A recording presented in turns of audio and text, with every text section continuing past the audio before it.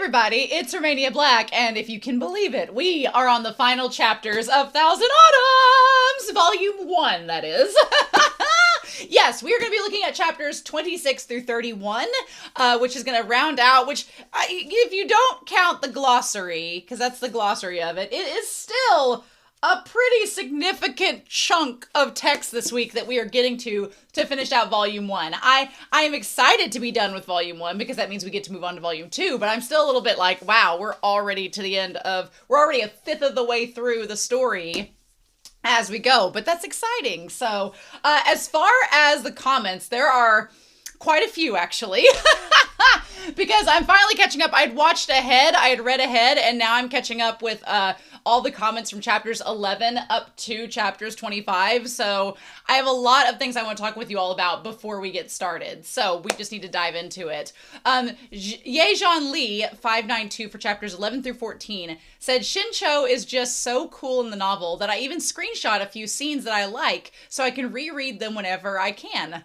He really feels like Shi Lian from Heaven Official's Blessings, older brother, a bit sharper around the edges, whereas Shi Lian feels a bit more mellow, even in fights. I really liked that. I thought that was a very good apt description, and now I will not be able to unsee Shin Chao as Shi Lian's little brother, which is cool. Or Shi Lian's older brother, rather. Shi Lian definitely feels like the younger of the two siblings, if that were the case.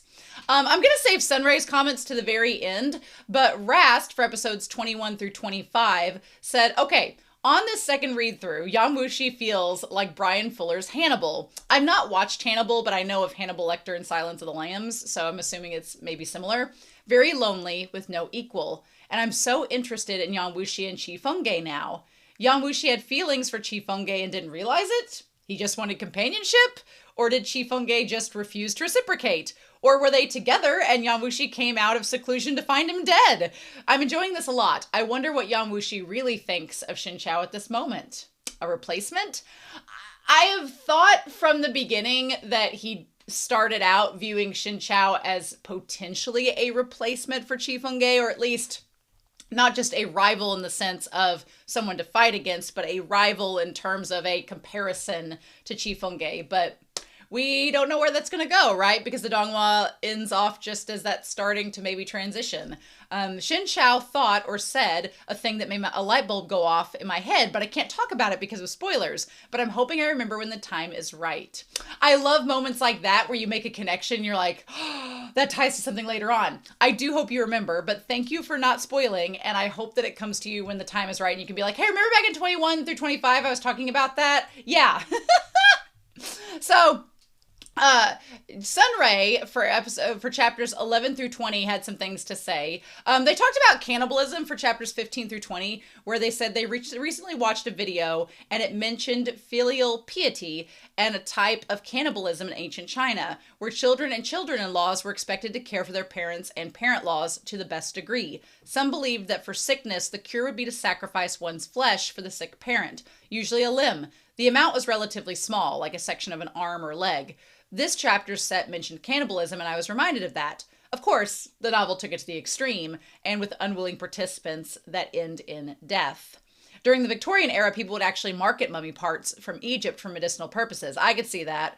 One can imagine procuring such things are sketchy, can get counterfeited, and have little to no medicinal benefits.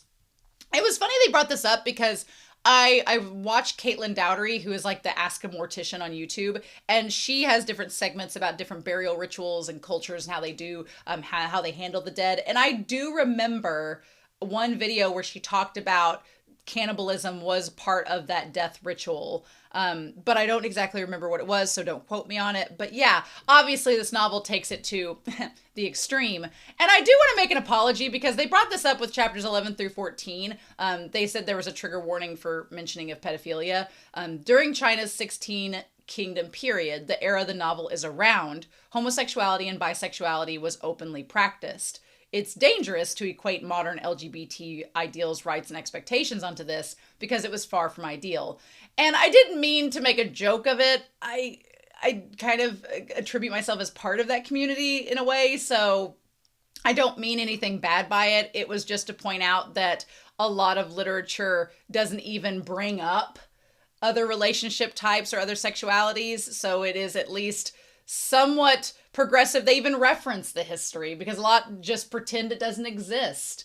But male-on-male relationships involved one man of higher power and class to a man of lower class. We talked about this part in the discussion. Similar to ancient Greece and Roman, talked about that in the discussion as well. Bluntly put, it was systematic pedophilia. And I didn't want to get into that because it's disgusting, one. And two, I don't want it to take away from the novel. And I feel like, I think Senri put it best here, saying, as with all things in life, there are nuances. I'm pretty sure there were instances of loving and consenting relationships between adult men, but as a whole, that wasn't what was happening, nor extolled. And they did put out a point to make that I didn't want to get too far into it because this novel is about two men having a relationship, and I am assuming it ends in a romance, so I don't want to put a damper on it, and then I feel people in the comments would be like, see, it's gross, we can't have this. So I didn't want to bring that up, but at the same time, yeah, it's not right to not mention it, so I apologize for not giving it its weight. I am also a Western American girl who has no clue about Chinese culture, so that also is my own fault for not understanding the culture, but I don't have time in the day to read about it. I just literally don't. So yeah, it would be like if I was only doing this series on the channel, then I would have more time to research, but I'm doing like 10. So I have to manage my time the best that I can. So I appreciate you giving that nuance and insight because I did not have it. So thank you for that. And then finally, Ugly Chewy, for chapters 15 through 20, said this novel scene actually happens in the donghua. They did clarify something here. The first meeting with Shi Wu, who later becomes Shen Chao's official disciple, This scene, the scene you're thinking of with the little girl, comes later. Okay, so we haven't gotten to that scene yet. There's lots of small children being put into peril, so, at this point in the novel, so I was just getting my scenes mixed up. Like you, I watched the donghua first, so imagine my surprise when I realized UI was sincerely happy to see Shen Chao return and had actually not plotted with the Gok Turks in regards to his return to Mount Zhandu. It completely changed the way I saw him, from a slimy little traitor who didn't value Shen Chao to someone who hated that he had to hurt someone he loves for what he deems to be the bigger picture for Mount Zhandu. In the entire exchange, you could see how he has to force himself not to help Shen Chao while he's coughing or hurt. You can get a glimpse of it in the donghua too, but Shen Chao's added perspective on UI makes it impossible not to notice how much affection UI actually has for him. The donghua made his concern seem like a cover-up for his schemes, but the novel UI is a little more bittersweet. I know he's not popular, but UI is actually one of my top faves in the novel. I do agree the novel makes him much more complicated. I feel like Shen Chao, because of how stubborn he is in his perspective, has already made his mind up about UI's character, but it does make it a little bit more bittersweet and tragic when we, the audience, can kind of see that, he was having struggles as well. So that's interesting too. But yeah, anyway, so thank you all so much for the comments. Again, like I said, I am not going to pretend that I know a lot about Chinese culture. I only know what I've read and watched, and I have researched a little bit about like eunuchs for Apothecary Diaries and things like that, but I wish I had more time to research more. I really do. But these videos are already 2 hours long with me just reading and doing the basic review and discussion. So hopefully if you all find things you would like for me to read and learn about the culture, you can comment down below and inform me, especially if I've missed something that has cultural relevance as we go. But in any case, I am excited to get started with these chapters. We have quite a few pages to go through. I thought we were only doing like 50 pages, but well, I think it is about 50 pages, but it's still a good chunk. So anyway, we have a lot to get through today. So with that being said, I've got my drink. I'm ready to go. Let's dive in, shall we? We are going to start chapters 26 through 31 to finish out volume 1 of Thousand Autumns. And we are going to do that here in 3, 2, 1, and let's begin. Chapter 26, Test. Despite all the trouble, Shen Chao would still have liked to have met Zizhong, even if Yan Wushi hadn't drug him into this. Yeah, so Zizhong has been told to fight Shen Chao by Yan Wushi, to see if he's worthy, Just from Zizhong's words in the hall, where he analyzed the world situation, it was clear he wasn't a mere braggart. A short time ago, this one was deeply enlightened by your wonderful commentary. May he have the honor of asking for more advice? No one disliked being praised. Even if Zhejiang hadn't formed a good opinion of Shen Qiao, he couldn't very well complain after hearing his kind words. However, he'd wanted to spar with Yang Wushi. To fight the unknown Shen Qiao instead, regardless of whether he won or lost, it would be an affront to his dignity. So he said coolly, "Thank you for your praise. This Ji still has his master's orders, so he's afraid he cannot spare the time." Yang Wushi's voice was chilly. "Didn't you want to fight me? If you can defeat him, I'll fight you." Linchuan Academy was a Confucian sect, and Ruan Kehui stood at the pinnacle of the martial arts world, among the top 3 martial arts masters. As his disciple, Zhejiang couldn't be too shabby himself. Until recently, Shen Qiao had spent much of his time on Jiandu Mountain and rarely got involved in secular affairs. To put it nicely, he'd transcended worldly matters. But, to put it uncharitably, Shen Qiao's disregard for the world and its political situation was what first planted the seeds of his betrayal at Mount Jiandu. Now, as he traveled the mundane world, it was inevitable that he came into contact with all sorts of people. He couldn't recover his former prowess in a day, not after he'd lost half his martial arts, and sitting inside his room and pondering to himself wouldn't make it happen any faster. I like that Shen Qiao is seemingly aware that, he's kind of, in a sense, caused part of his own demise. Not all of it, but he has contributed to it. So although he knew Yang Wushi was trying to stir up trouble, Shen Qiao still tried again. This Shen is untalented, so he would like to ask for Zhi Longjun's guidance. Zhejiang knew nothing of Shen Qiao's background, much less did he know that Shen Qiao's title, status, and martial arts were once on par with his master. No matter how strong his self-restraint, with Yang Wushi's repeated provocation, Zhejiang's temper flared. Angered, he let off a cold cough. "Fine, I'll give you your guidance." He lunged at Shen Qiao. It wasn't some flippant movement. His fingers were crooked, and the attack as quick as lightning. On careful examination, it was an incredibly stunning move, like plum blossoms unfurling or a beauty sprinkling perfume, unfolding in waves, as if 1,000 trees had burst into bloom, vibrant and resplendent. They really describe it very well. I feel like the donghua did not do that as much justice as what that description just gave us. The martial arts of Linchuan Academy were simple and unembellished. They followed the principle that the true ingenuity was unassuming. In fact, the only martial arts technique they had relied on complexity and speed, and that was capable of dazzling and bewitching the eye, was what Zhejiang used now. Quote, "destroying gold and fracturing jade." This was the technique Zhejiang was famous for in the Xionghu. Zhejiang was sure his strike would land, and he didn't intend for it to be a heavy blow. He only wanted to break Shen Qiao's arm so that he wouldn't have to act so full of himself. But just as his fingertips were about to brush Shen Qiao's robe, he was left with a handful of empty air. He made a sound of surprise and then shifted his feet forward and lashed out again, more empty air.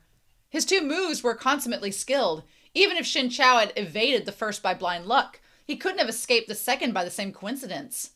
Zhejiang wasn't a fool. He realized then that Shen Qiao wasn't the weak pushover he appeared to be. This one wasn't going to fall over with a single touch. He grew serious and even drew out his weapon. It was a jade ruler. Jade, but of extremely rare quality. Even brighter than red jade, it was so lustrous that it looked on the brink of dripping blood. If he funneled true qi into this jade ruler and struck someone with it, even their bones would break. But Zhejiang was at an impasse. His red ruler didn't hit Shen Qiao. In fact, it couldn't even get close to him. Every time it was about to touch him, an invisible burst of true qi would arrive, sweeping the ruler away. Zhejiang was completely focused on vindicating himself. The ruler began to overflow with a dusky light.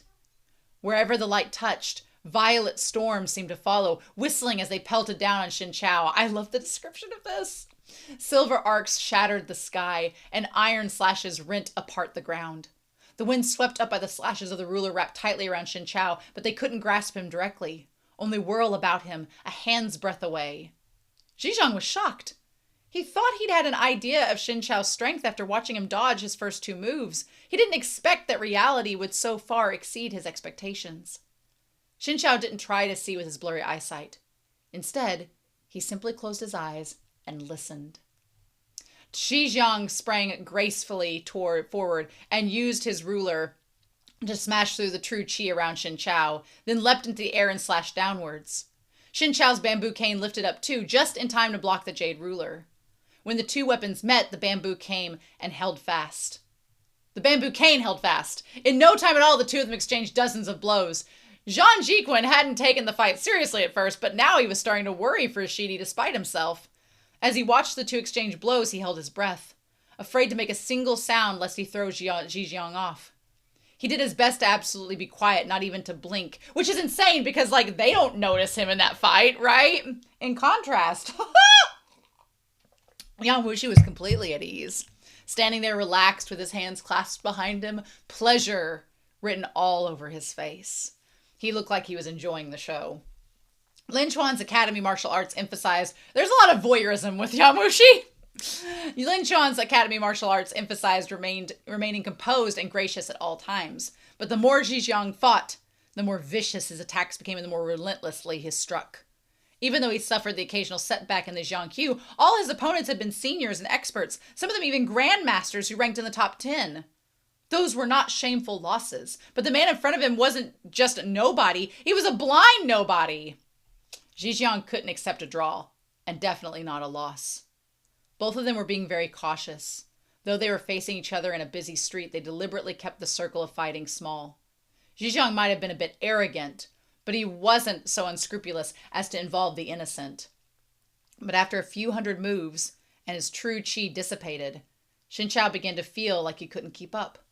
He knew he'd be more of a disadvantage if this drug on. He slammed the bamboo cane into the ground forcefully, using it to spring upwards. His sleeves unfurled, like an immortal descending after soaring to the heavens. He dropped down while aiming a palm strike at his opponent. Zhijiang followed right after him, striking up his own palm as he swung his jade ruler in his other hand, aiming directly for Shen Qiao. Their palms met in midair. Their bodies reverberated with the shock of impact. Then, simultaneously, they withdrew their true qi and drifted to the ground. Zhang Jiquan saw Zhijiang's pale and bloodless face and quickly rushed over to ask him, "Shidi, are you all right?" Holding his chest, Zhijiang frowned and slowly shook his head. When he looked at Shen Qiao again, his expression was completely different from before. "It's my fault for underestimating him." Zhi Longjun is too modest, says Shen Qiao. "I was wounded too." I love the way this fight is explained in the novel. It's so good. I love the description of it. "This world has many crouching tigers and hidden dragons." Oh, call the name. "And there are experts concealed in every corner," Zhijiang said, listless. "I was too full of myself. I shouldn't have spoke so arrogantly." I love that they made the crouching tiger, hidden dragon reference. Interesting. He ventured another glance at Yang Wushi. "Sect leader Yang was right. If I can't defeat one of your people, how could I be qualified to duel you?" After saying so, he cupped his hands in obeisance, and then turned and left without a second look at Shen Qiao. He didn't answer his question. Zhang Jiquan tried to call after him, but Zhijiang didn't turn back, so instead he took off chasing him down the road. A few steps later, something seemed to occur to him. He stopped and turned and cupped his hands politely at Shen Qiao, smiling an apology. And then he was off again, chasing after Shidi. Ah! Shen Qiao's complexion wasn't looking that good either. Zhijiang was Ruyang Keihui's favorite disciple, the future leader of Lin Chuan's academy. He wasn't good enough for the top 10 yet, but he wasn't far off. Shen Qiao had fought him at half strength and in poor health. Bringing the match to a draw had cost him dearly. Okay, so it was brought to a draw, but at the same time, still a wound to Zhijiang's pride. While his true qi had only been slightly disturbed, Shen Qiao coughed up a mouthful of blood. Beside him, Yang Wushi sighed. "Looks like we won't be seeing the flowers today." As he talked, he picked Shen Qiao up by the waist and walked towards the end. Oh, their date was interrupted. Yes, of course. Shen Qiao struggled and frowned. "Sect leader Yan, I can walk by myself. Keep moving around," said Yang Wushi. "I'll feed you via a lip cup once we get back." Oh my God! Shen Qiao kept his mouth shut. Sometimes he really felt that Yang Wushi was better suited to being a hoodlum or a thug rather than a sect leader. Shen Qiao was used to injuries. He'd received one after the other, after all. Shen Qiao's being like, "You're not acting like a sect leader. You're acting like a scoundrel." Yang Wushi does have like a Han Solo vibe to him, in a way. Once they got back, he fell into another sleep. When he awoke, it was already pitch black outside. The faint, warm fragrance of plum blossoms wafted inside the room. The candlelight wavered, and Yang Wushi was nowhere to be found. I do think it is important to note that even though Yang Wushi teases Shen Qiao about flirting with him and doing all of these things, he never does. He never does. So, He felt around, sat up, put on his shoes, and got off the cot. Heading to the outer room, he rang the bell. He did this entire set of movements with deep familiarity. Anyone not watching closely would never know something was wrong with his eyes. The sound of knocking swiftly came from the door outside the door. After he'd received Shen Qiao's permission, the concierge pushed the door open and smiled attentively. "What order does this gentleman have?" "What time is it?" asked Shen Qiao. "It is about 6:30 in the evening." "Is there any food left in the kitchen?" "Oh, yes, of course. What would your honored self like?" "Just give this lowly one the word. The stove is still on. We can cook anything at this time." "Then please bring me a bowl of white congee and a few side dishes." The concierge gave his confirmation, then seeing that he had no other orders, made to leave. But Shen Qiao stopped him. If it's possible to cook something more complicated, please also bring me a bowl of cat ears and a plate of marinated beef." "This gentleman is too polite. Whatever the guests need, our inn is prepared to provide for them all year round. The lowly one will have it made and sent here. Please wait a moment." Shen Qiao nodded. "Thank you for your trouble." Cat ears sound disgusting. Why would I know they're a cultural dish, apparently, but I can't. Nope. It's kind of like pig ears, though. Some people eat pig ears, and I just think of them as dog treats. So I'm like, okay. Okay, to each their own. To each culture their own about food. Yes, there's probably significance to that. I wonder if he's getting that food for Yang Wushi, because he's being nice and wanting to give him food as well. "Thank you for your trouble." All the dishes were easy to make. Marinated beef was a cold dish and had been prepared long beforehand. It was ready after some slicing. Freshly kneaded dough was shaped into cat... Oh! Well, there we go. Okay. I spoke too soon. I had to insert foot into mouth moment. The dough was shaped into cat ears and placed into a pot, and the congee and side dishes were even simpler. Within a half hour, they had all the food brought to the room. I feel like an asshole. I should not have assumed that they were literal cat ears. They were just dough shaped into that. Well, insert foot into mouth. Yep. That's what you get, Romania. That's what you get. Shen Qiao picked up the white congee and sipped it slowly. He'd only drunk a few mouthfuls when the door opened. There was no need for him to squint at the newcomer. He could tell who it was simply by the sound of their footsteps. It was a crisp and cold night. Chilled air blew about Yang Wushi as he walked. He came and sat down at the table. "Throughout our whole journey, your food was simple. Clear congee and small dishes were enough for you. Could it be that these cat ears and marinated beef were prepared for me?" Shen Qiao's only response was a smile. He had indeed anticipated that Yang Wushi would return soon, so he ordered the 2 additional dishes. Yang Wushi prodded him. "You and I only became acquaintances by chance, like enemies and friends both. And yet you're so attentive down to these finest of details. I'll bet you were even more considerate and gentle towards that Yushidi of yours, weren't you?" Why are you trying to goad at him about UI? Why are you trying to goad at him? Shen Qiao put down his bowl and forced a smile. Bringing up the most sensitive of topics, Secular Yan truly is proficient when it comes to picking other people's scabs. I took you for a bronze or iron wall, ignorant and impenetrable, able to remain the same no matter how badly you were betrayed. Shen Qiao knew that Yang Wushi was going to start on his philosophy of human nature being evil again, so he simply closed his mouth and spoke no more. But Yang Wushi seemed to find it amusing that Shen Qiao had prepared him an evening snack. He changed the topic and said, all smiles, "Ah Qiao is so tender and attentive. If you ever find someone to love, I'm certain that you'd be even more caring. Anyone lucky enough to be loved by you must have spent a dozen lifetimes cultivating their good fortune." His use of "ah Qiao" jolted through Shen Qiao like lightning, leaving him numb. He had to say, "Please don't joke around, Sect Leader Yan. The moment I became a Taoist, I resolved to stay unmarried for the rest of my life." Oh, I'm sure. Oh, did you now? A priestly man, eh? The angel and devil motif could not be more apparent. Oh my God. And Yang Wushi is goading so much, being like, well, if you love someone, I bet that they'd be really lucky to have you. Like, come on. Oh my God. Yang Wushi chuckled and reached out to pet his hair.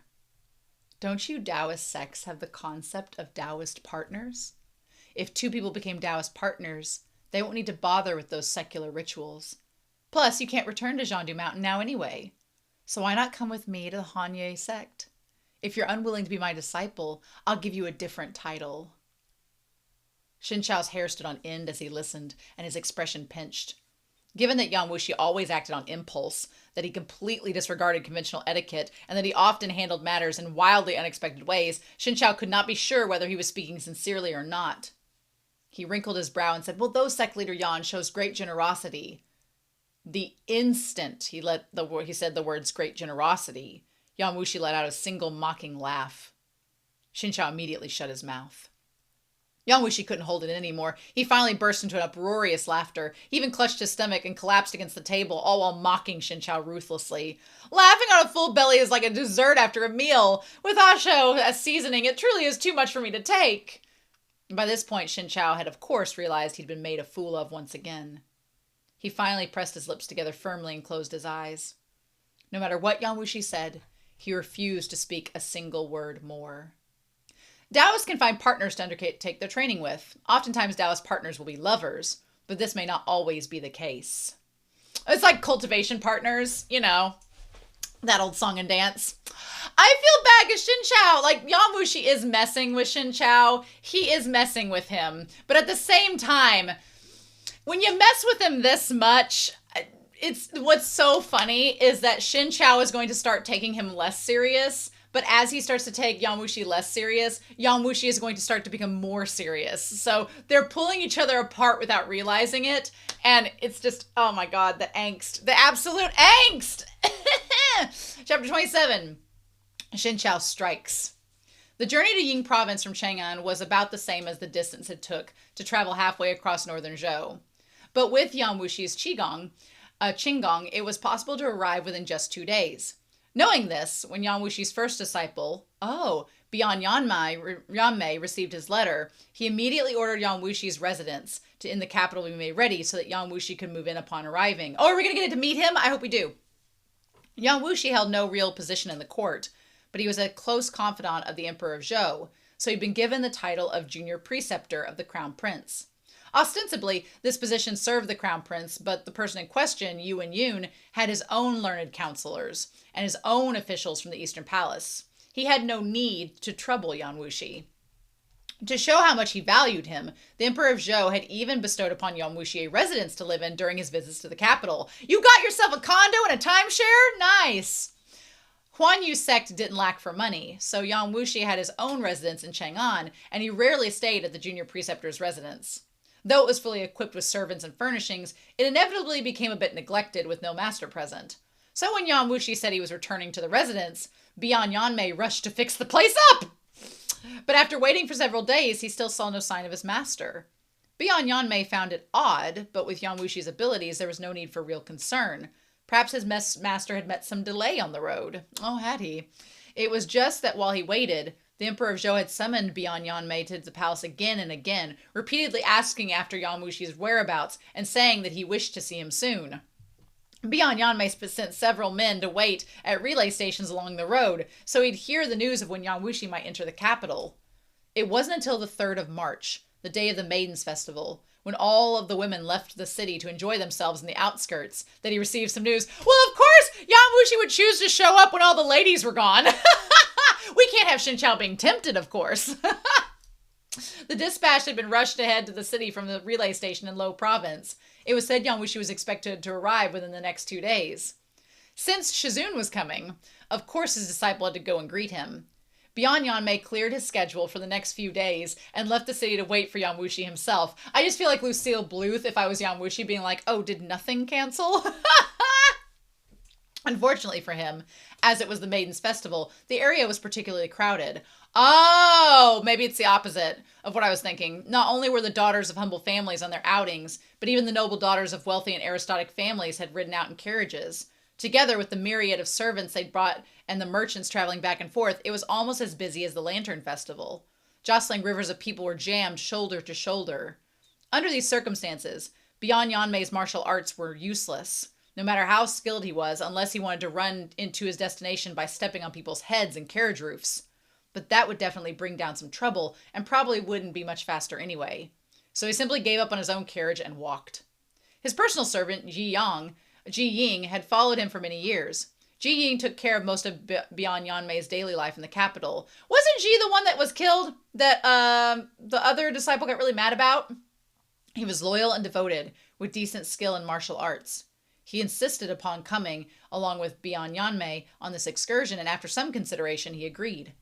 They avoided the throngs of people by taking a detour through the alleyways, but still spent a good while blocked by carriages at the gates before they could exit the city.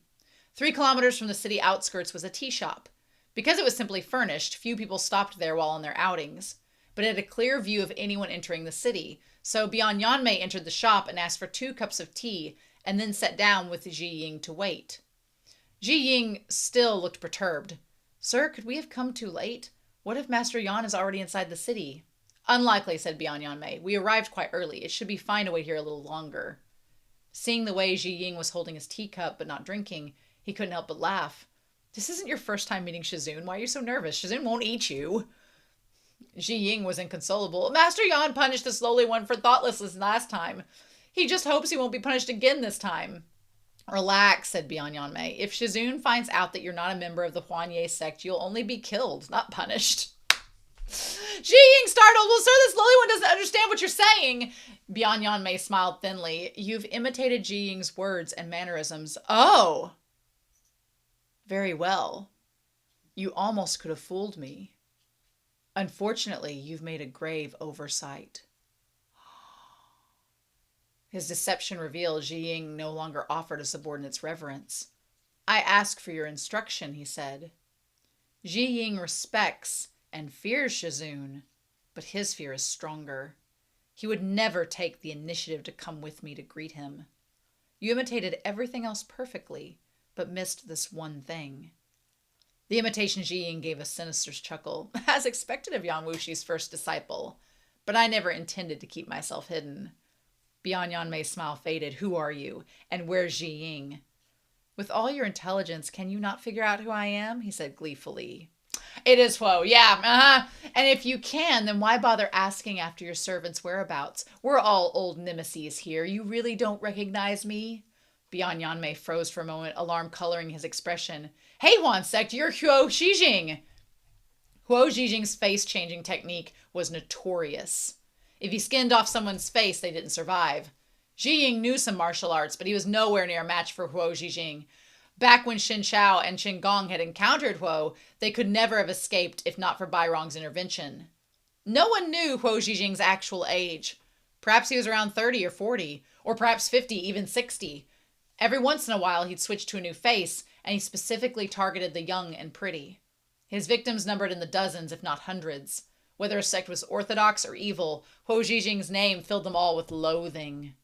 Of course, Heiwan sect was known for their charm techniques and parasitic cultivation. Literally, the harvest and supplement. This is the practice of draining life energy from qi from a host to strengthen their own martial arts. It's often associated with sexual cultivation.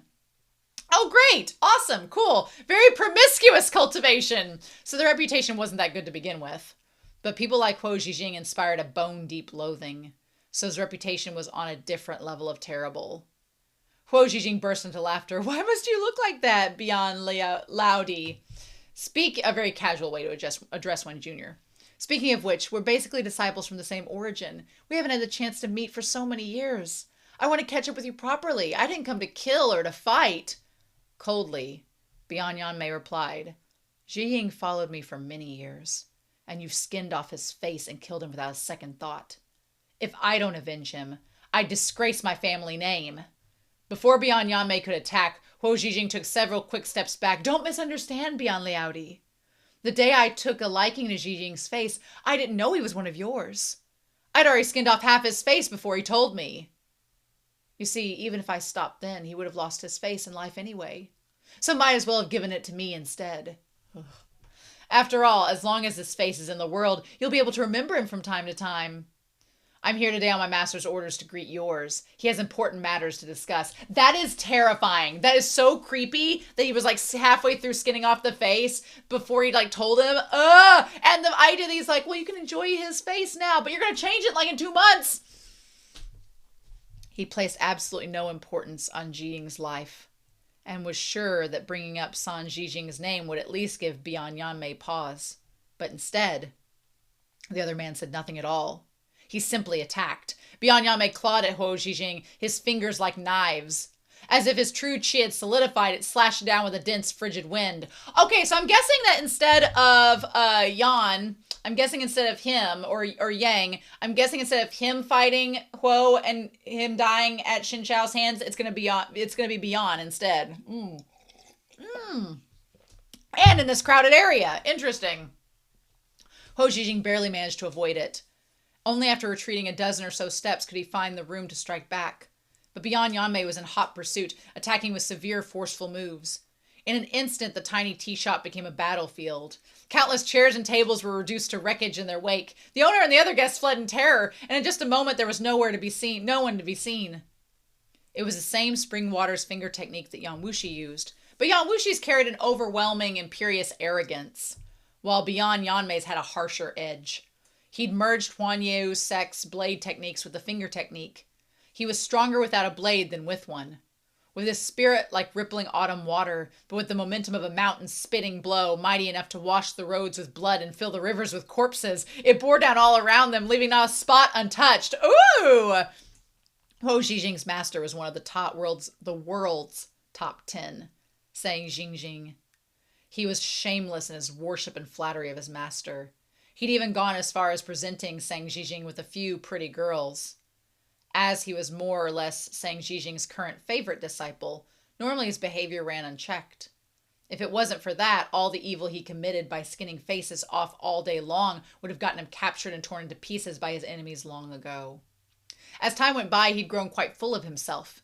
He didn't take Bian Yanmei seriously, thinking this disciple of Yang Wushi was mainly responsible for managing the relationship between the Huan Yu sect and the Zhou imperial court. Hence, he must spend most of his time interacting with court officials, since he even held a government position himself.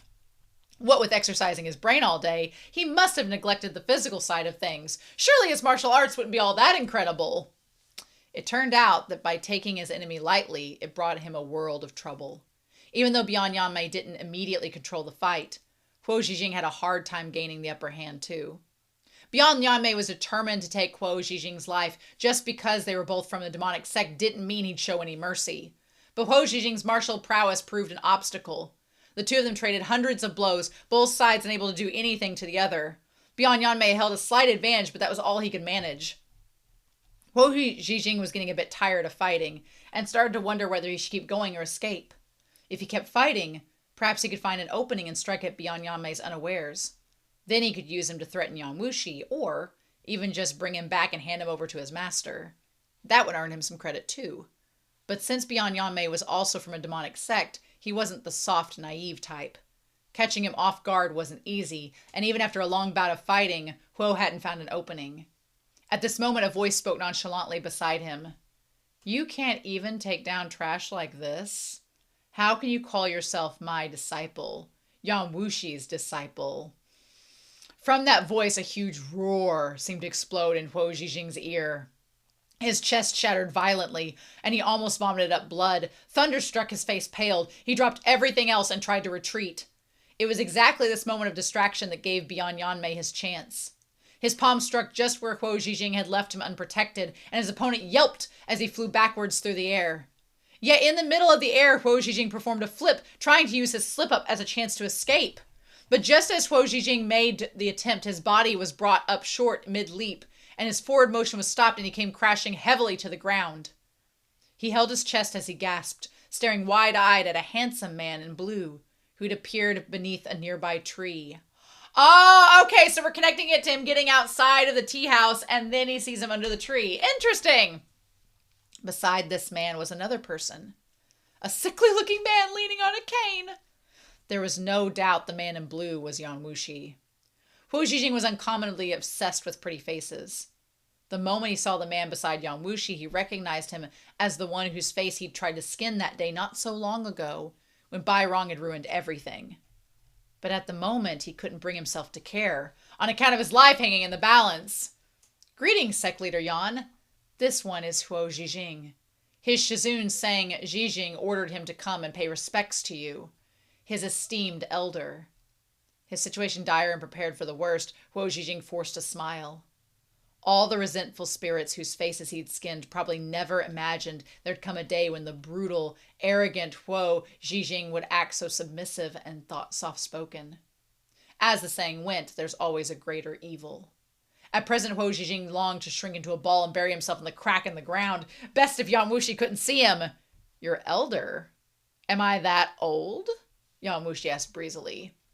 His face formed an expression that was like a smile, but not. Huo Zhijing had been desperately searching for something nice to say that would get Yang Wushi to let him off. Caught off guard by this interruption, he froze and gaped, tongue-tied, unable to force anything out. Bian Yanmei smothered his excitement and bowed respectfully. This disciple greets Shizun. Has Shizun been well these days? Yang Wushi spared him a glance. You've been spending your days dealing with court officials, so you must have neglected your martial arts training. You seriously can't defeat trash like this? Bian Yanmei was ashamed. Shizun is right to say so. Hearing himself referred to as trash, Huo Zhijing's face alternated between green and white. Loathing ate away at him, but he dared not to speak up. With Yang Wushi's appearance, he'd given up all hope of gaining the advantage from Bian Yanmei. Right now, his best choice was to run away. Of course, how could he accomplish that was another question. As master and disciple talked, Huo Zhijing swept his gaze all around, searching for the best escape route. He'd killed the servant of Yang Wushi's disciple. Even if the master didn't take revenge, he was going to stop his disciple from doing so. All of them were from demonic sects, so none of them were much more innocent than the rest. Huo Zhijing knew there was no way that Bian Yanmei would suddenly decide to show mercy and let him walk away, and as long as Yang Wushi was there, escape was impossible.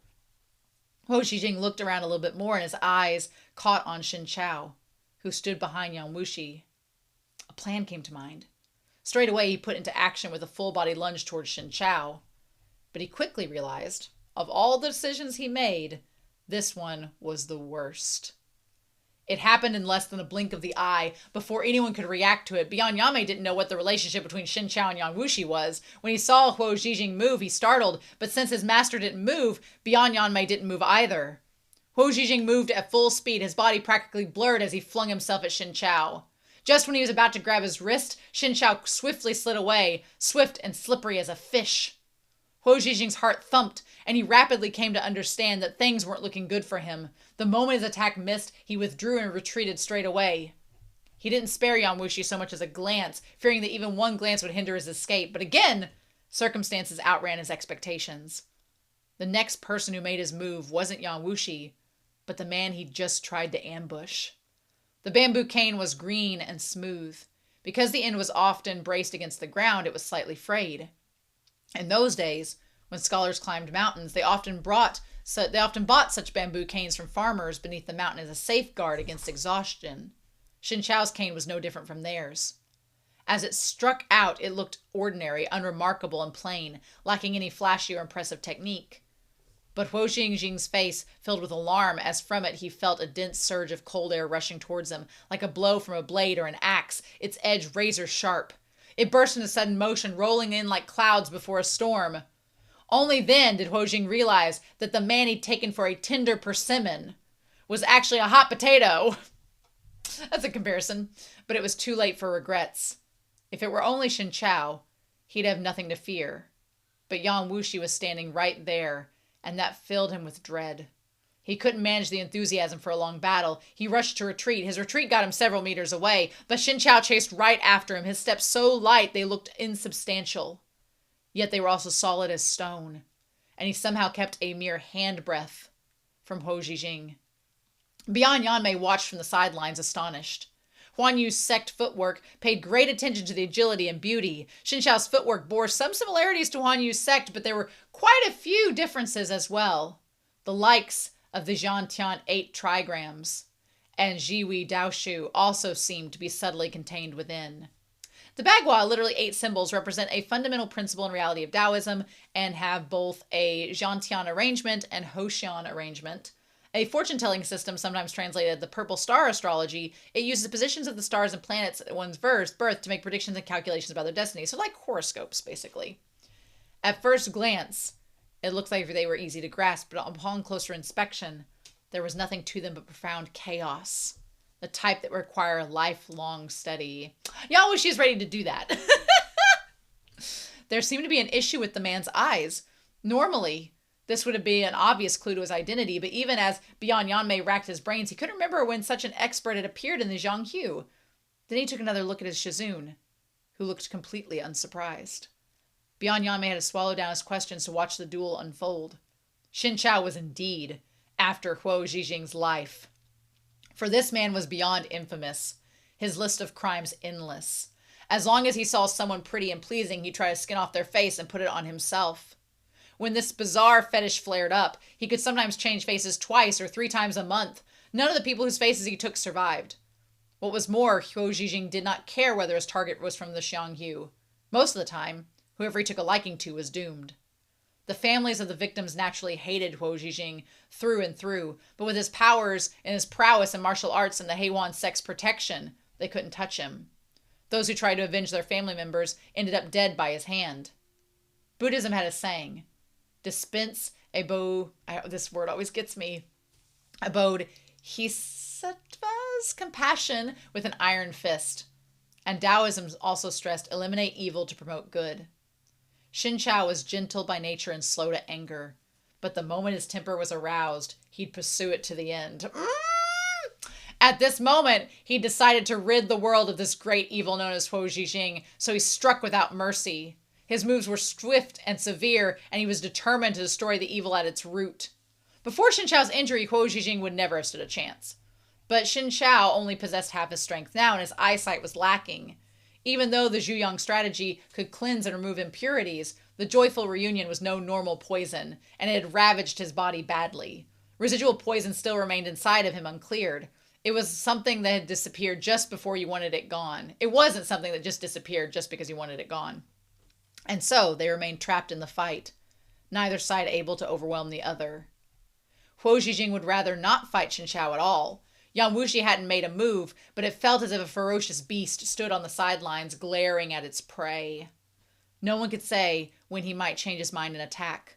Huo Zhijing was anxious to leave, but Shen Qiao refused to let him go. The more Huo Zhijing fought, the more panicked he became, desperately wishing that he could just strangle Shen Qiao to death. But he didn't have the ability. All he could do was stay mired, sinking deeper and deeper. A panicked person would grow distracted and leave openings in their defenses. Shen Qiao was of poor eyesight, but his mind was focused on the enemy. Using his cane as a sword, he attacked his opponent's opening, moving from a feint into a strike, and targeting Huo Zhijing right over his heart. The bamboo cane's movements were deft, skillful, gentle as a lover's caress. But Huo Zhijing knew very well that if it hit him, the cane would pierce right through his chest. He gritted his teeth and stopped all forward movement, folding his body sharply backwards in an attempt to evade Shen Qiao's attack. At the same time, he sent out a palm strike overflowing with true qi. It surged like storm winds, and he was sure the other man would withdraw. But Shen Qiao didn't just fail to retreat or dodge to the side. He kept coming with unchecked momentum. He completely ignored Huo Zhijing's palm strike and lunged at him head on. When the palm met him, it passed right through him as if he were incorporeal. Body to shadow, phase and replace. Huo Zhijing paled with shock. Wasn't this Qi Fengge's world-famous specialty technique from all those years ago? Before he could react further, a burst of piercing pain radiated from his back. Oh, you know that if this is one of Qi Fengge's attacks, you know that Yang Wushi is enjoying himself right now. In the words of Jujubee, I'm aroused. The pain was beyond unbearable, like a hand was trying to yank his heart straight out of his body. There was nothing that Huo Zhijing could do but scream. However, Shen Qiao hadn't skewered him through with the cane. It was like an invisible hand had clamped around it, leaving the bamboo cane unable to advance or retreat in the slightest. Shen Qiao's expression transformed. Ooh. Chapter 28. Heiwan sect leader. A fragrance assaulted his nose and Shen Qiao wrinkled his brows. Reacting with incredible speed, he let go of the bamboo cane. Another use of body to shadow, phase and replace brought him further away from the original position. Though it was called body to shadow, phase and replace, in truth it was just a highly skilled variant of Qinggong. A mere second after Shen Qiao had let go, his bamboo cane exploded into splinters, the shards shooting straight towards him. If he'd removed his hand half a second later, it would have been shattered too. His cane was destroyed, But Shen Qiao didn't hesitate for a moment. His retreat was as swift as a breeze. In an instant, he'd returned the tree he'd first stood beneath. At the same time, he raised his sleeves, and the bamboo splinters shooting towards him stopped and fell to the ground, one after another, as if they'd hit an invisible barrier. Am I so poorly informed about the world? When did such an expert arrive in the Zhanghu? A woman in white appeared beside Huo Zhijing. The sound of laughter and a fragrant wind came with her. She was extraordinarily beautiful. With her white robe and sash fluttering in the breeze, she looked like a celestial being who'd stepped out of a painting from some long-ago dynasty. Only her eyes weren't cold. They were flirtatious, alluring, and liquid. Even her voice was soft and lingering, with a sweetness that seeped into the bone. Every listener felt their heart grow lighter at the sound. Ah, there she be. Yeah, she's very pretty. Nice. Okay. Interesting. But when Bianyame saw this woman, he was far from enchanted. His expression grew more grim and alarmed. Huo Zhijing was on the ground hacking up blood, so he's not dead yet, and thinking his death imminent when suddenly he saw this woman. Unlike Bianyame, he was completely overjoyed, practically ecstatic. Oh, sect leader, save me! They were trying to kill me! He very nearly threw himself over to cling to the woman's thighs and howl like a drowning man latching onto a life-saving branch. Luckily, his last remaining trace of reason prevailed. He stopped dead mid-step and simply pled incessantly for her help. She didn't spare him a glance. Her gaze swept over Shen Qiao and Bianyame before finally landing on Wushi. Smiling brightly, she said, I last saw Yanlong 10 years ago. A decade has passed so quickly, but Yanlong is still as handsome as he was then, as elegant as ever. This one is truly captivated by you. Wushi didn't respond. Bianyame did. Huo Zhijing just killed my servant. Sect Leader Yan's tone makes it sound like you're pretending that never happened. Yan Zhuju's eyes twinkled, and she smiled sweetly. Though Huo Zhijing is a member of my Heiwan sect, he operates under San Zhijing's orders and has nothing to do with me. I'm here today because I have matters to discuss with Sect Leader Yan. If Sect Leader Yan agrees, then I might leave Huo Zhijing for your lot to deal with. How about that? Huo Zhijing's face filled with horror.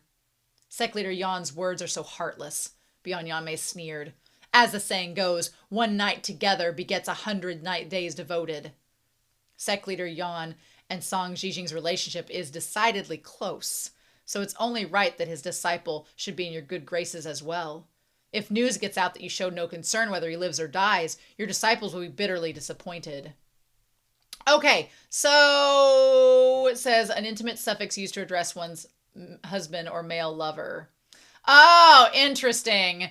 Yeah, I don't think you're Wushi's wife. Yan Zhuju didn't bat an eyelid. If someone else was after his life, of course I wouldn't hand him over. But if Yanlong wants him, then of course I must grant him his favor. She looked at Yan Wushi, her eyes full of what looked like infinite tenderness and affection. It's been 10 years, but Yanlong won't even say one word to me? If any other woman looked at him like that, Bianyame might have really believed there was something between her and his master. But Heiwan sect came from the same source as Huanyu sect. Bianyame knew very well that in her every word, even every expression, a charm technique was woven. But it was one thing to know it, another to witness. Every time Bianyame heard her speak or even glimpsed her smile, his heart fluttered despite himself. All he could do was avert his eyes and force himself not to look. There's one thing I've wanted to tell you for a very long time, said Yan Wushi. Yan Zhuju's eyes were bright. Oh, please go on, Yanlong. If you want to dress up like a celestial woman, you shouldn't make expressions that belong on a whore, said Yan Wushi. Other men might take you to this act, but I find it repulsive. And next time we meet, you should cover up your face to avoid spoiling my appetite. Bianyame and Shen Qiao were taken aback. Yan Zhuju was aghast. Bianyame struggled painfully to hold in his laughter. Livid, Yan Zhuju glared at Yan Wushi like he was a dead man. Yet after a brief moment, a smile reappeared on her face. Yanlong is right. I'll change my dress as soon as I return. Whatever Yanlong likes, I'll change it into that. Whatever makes you happy. Yan Wushi raised his brow. 10 years, but you haven't changed in the slightest. The same honeyed mouth and venomous heart. That is Oh my god. Just don't make your expressions like a whore. Oh my god. I do think it's interesting to note that all of the demonic sects are all about charming people. But then it's like, what about real love? What about real love, Yan Wushi? Yan Zhuzhu pretended not to hear. Gently, she said, can we go somewhere private so I can tell Yanlong everything in detail? You know my patience has a limit. Yanlong's heart is truly made of iron, mourned Yan Zhuzhu. What kind of woman can move your heart, I wonder? Woman! Back then, I tried every possible method to seduce you, but you refused to spend a single night with me. I almost thought I'd lost my touch with men. She sighed. Zhou means to attack Qi. I trust Yanlong already knows. So what? I think it's important to know that he is not interested in her in the slightest. When Ryu's sect was at the height of their prestige, the likes of Lin Chuan Academy were nowhere to be found. Yet today, the monkey rules while the tiger is absent. All because our Ryu sect splintered and outsiders took advantage. If Huan Yu sect and Heiwan sect genuinely worked together, then that bald donkey Zhu Ting and the old pedant Ryu Kiwi would be no match for us, would they? Yan Wushi gave no answer. Yuan Jiju was certain that no one else would be able to resist her charm technique. But Yan Wushi was a powerful martial artist. He was from a demonic sect too. No matter how brilliant her technique was, it was useless against him. Despite the hate she hid in her heart, Yan Jiju's affectionate expression didn't falter. If Yanlong will convince the Lord of Zhou not to attack Qi, this one will do anything for you. Then pledge allegiance, said Yan Wushi. Yan Jiju started. What? I thought you were willing to do anything, he said. Do away with the name Heiwan sect. Let Heiwan Yu sect absorb you. Do that, and then I can tell the Emperor of Zhou not to attack Qi. Yan Zhuju's smile dimmed just a little. Why must Yanlong be so aggressive? Lin Chuan Academy has long wished for Zhou and Qi to go to war. Once it happens, Southern Shen will reap all the benefits and pay none of the cost. If you'll convince the Emperor of Zhou not to attack Qi, then I will persuade the Lord of Qi to hand Zhou all the land north of both Hang and Shou provinces. Do this, and expanding his territory is a favor the Emperor of Zhou is unlikely to forget. How about it? North of Hang and Shou provinces is the Great Wall. If this venerable one recalls correctly, that stretch of land borders the Gokturk's territory. Yan Zhuju still smiled as she said, to receive such a large area of land without lifting a finger. How could the Lord of Zhou refuse? It's only a matter of time before Qi is just a fly caught in a web. Why would the Emperor of Zhou forego the larger prize for a small one? Why covet such minuscule gains? He was at ease and languid. He answered one statement with one retort. By now, Yan Zhiju finally understood that Yan Wushi had absolutely no intention of cooperating with the Heiwan sect. He was only toying with her. Her smile completely vanished. Yanlong, I never imagined you'd still be so egotistical and conceited. 10 years ago, you were wounded by Shui Yuwang. Could it be now that Shui Yuwang is dead that you yourself think the number one in the world? Yan Wushi said, I don't know if I'm number one, but I'm certainly stronger than you. Sometimes I find it strange too. Song Jijing is so ambitious. Why hasn't he replaced you yet? Is he truly content to be your lover? Yan Zhuju giggled. You find it strange? Then why not give it a try yourself? Or perhaps you're one of those men with nothing but their looks going for them, completely useless in bed like a spear forged from tin. It was obvious Yan Wushi had incensed her. Her sleeves were already high and billowing before she finished speaking. Then 10 slender, transparent needles fired at Yan Wushi and Shen Qiao. I'm not sure that Yan Wushi's spear is made of tin, but it might not be tempered for the ladies. We'll talk about it in the discussion. They sped faster than raging squall, almost too quick for the naked eye to see. Yan Zhuju didn't believe that the needles alone were enough to injure Yan Wushi. At once she swept into the air like a specter, 2 black long swords appearing in her hands. Sword glares erupted and hemmed in Yan Wushi on the left and on the right. Though Heiwan's sect specialized in charm techniques and parasitic cultivation, Yan Zhuju was the sect leader, and her strength was not to be taken lightly. She'd been relegated to the second to last position among the top 10 martial artists because she was a woman. Yay, sexism! And because she rarely fought in front of others. But her duel against Yan Wushi was enough to prove that her strength was greater than her rank. That she could exchange dozens of blows with Yan Wushi now and not fall behind was enough proof that Yan Juju's strength had been greatly underestimated. This was a duel between two grandmasters, intense and spectacular. Beyond Yanmei knew there was no way to intervene, but he also refused to give up the chance to witness the fight. He watched, dazzled and entranced, so absorbed he forgot himself. Spotting this rare opportunity, Huo Zhijing ignored the seriousness of his injuries and tried to beat a hasty retreat. But he'd only used his qinggong for a few steps when a wind whistled behind him. By the time he tried to twist his body out of the way, he felt a slight chill at his back. Unthinkingly, he looked down. A blood-splattered branch had skewered him from behind and pierced straight through his heart. Globs of bloody flesh still clung to the tip of the branch, his heart's flesh. Huo Zhijing stared, his eyes bulging. He had on the face of Bian Yanmei's servant, and when he went stiff, it looked incomparably disturbing. He seemed to be in disbelief about dying like this. He wanted to turn around and remember the face of his enemy, but the moment he moved, blood spilled from his mouth. His body collapsed onto the ground and lay there completely still. Huo Zhijing, who'd committed countless evils, who'd been taken for a devil, had met his end there in that very place. He himself couldn't accept it. His eyes stayed wide open even in death. Although Shen Qiao had killed a man, his face showed no hint of pleasure. He leaned against a nearby trunk and slowly lowered himself to sit.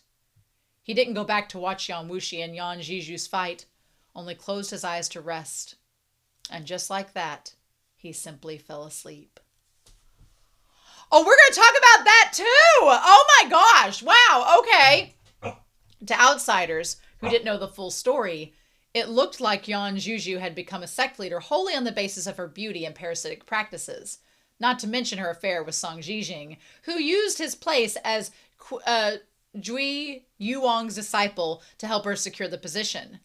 After that, he willingly lowered himself to take his place as one of the elders of Heiwan sect, making him her subordinate. But in reality, anyone who met Yan Zhiju in battle would realize how wrong all those conjectures were.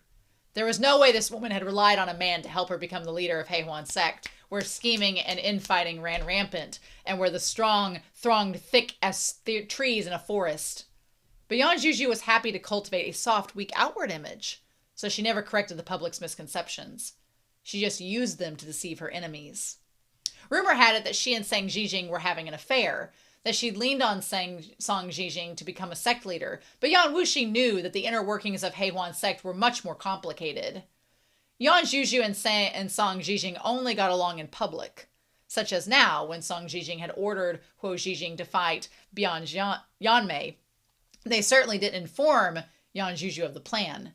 Hence, when Huo Zhijing had begged her for help, Yan Zhiju's reaction was lukewarm.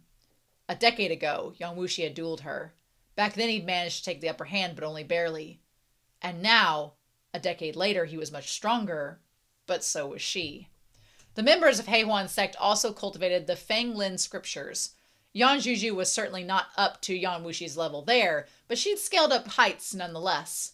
Furthermore, back when Ryu sect had fractured, Heiwan sect's quick action netted them a book called the Heiwan Text. In it recorded techniques for pair and parasitic cultivation. This was Heiwan sect's namesake. But few people knew that the Heiwan text didn't only include sexual techniques, but also internal cultivation methods and swordplay. We have lots that we can use to our advantage later on in this story. Yan Zhiju carried 2 swords with her, and her fighting style was evolved from sword techniques that were based on pair cultivation. I'm going to read about this below. Pair cultivation is dual cultivation, a cultivation practice that uses sex between partners to improve cultivation prowess. Can also be used as a simple euphemism for sex. Oh no! Oh, sex can make you stronger in this sect? Well, no wonder Yan Wushi wants Shen Qiao to join. We're going to talk about the discussion.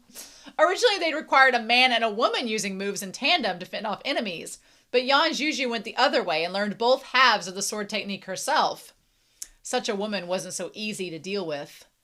Facing Yan Wushi, Yan Zhiju didn't dare act reckless. She summoned the full might of the 10th stage against him. Her swords transformed into twin blasts of black light that seemed to swallow the world within them. And at the center of those blasts brew a windstorm, like a dragon emerging from water. We were denied this? It was rolled forth with enormous force, consuming everything in its path until the sky itself was blotted out. Young Wushi was totally enveloped. Beyond Yanmei could barely make out the combatants and the moves they made. It was then that he finally realized how conceited he'd been for believing that he himself was a first-rate expert. In truth, there was a summit that lay beyond first-rate, the level of grandmasters. If he didn't work hard, he might never reach it in his lifetime. Black snow filled the sky, and it seemed like an army of demons marched in from the east, the piercing cacophony of 100 soldiers clanging in their ears. Maybe we did see this in the donghua, just not as grand as the novel encapsulates it. Buffeted by true qi, Beyond Yanmei almost lost his footing. He was forced to transform his qi into a shield and retreat several steps. He used to be among those who believed that Yan Zhuju's accomplishments were the work of her beauty and the men under her thumb. But he'd never dare to think that again after this. Few people in the world could hold their own against Yan Wushi one-on-one. But each person's struggles are theirs alone. Within the circle of battle, things weren't as effortless for Yan Zhuju as Beyond Yanmei imagined. She was already beginning to bear and bring all her true qi.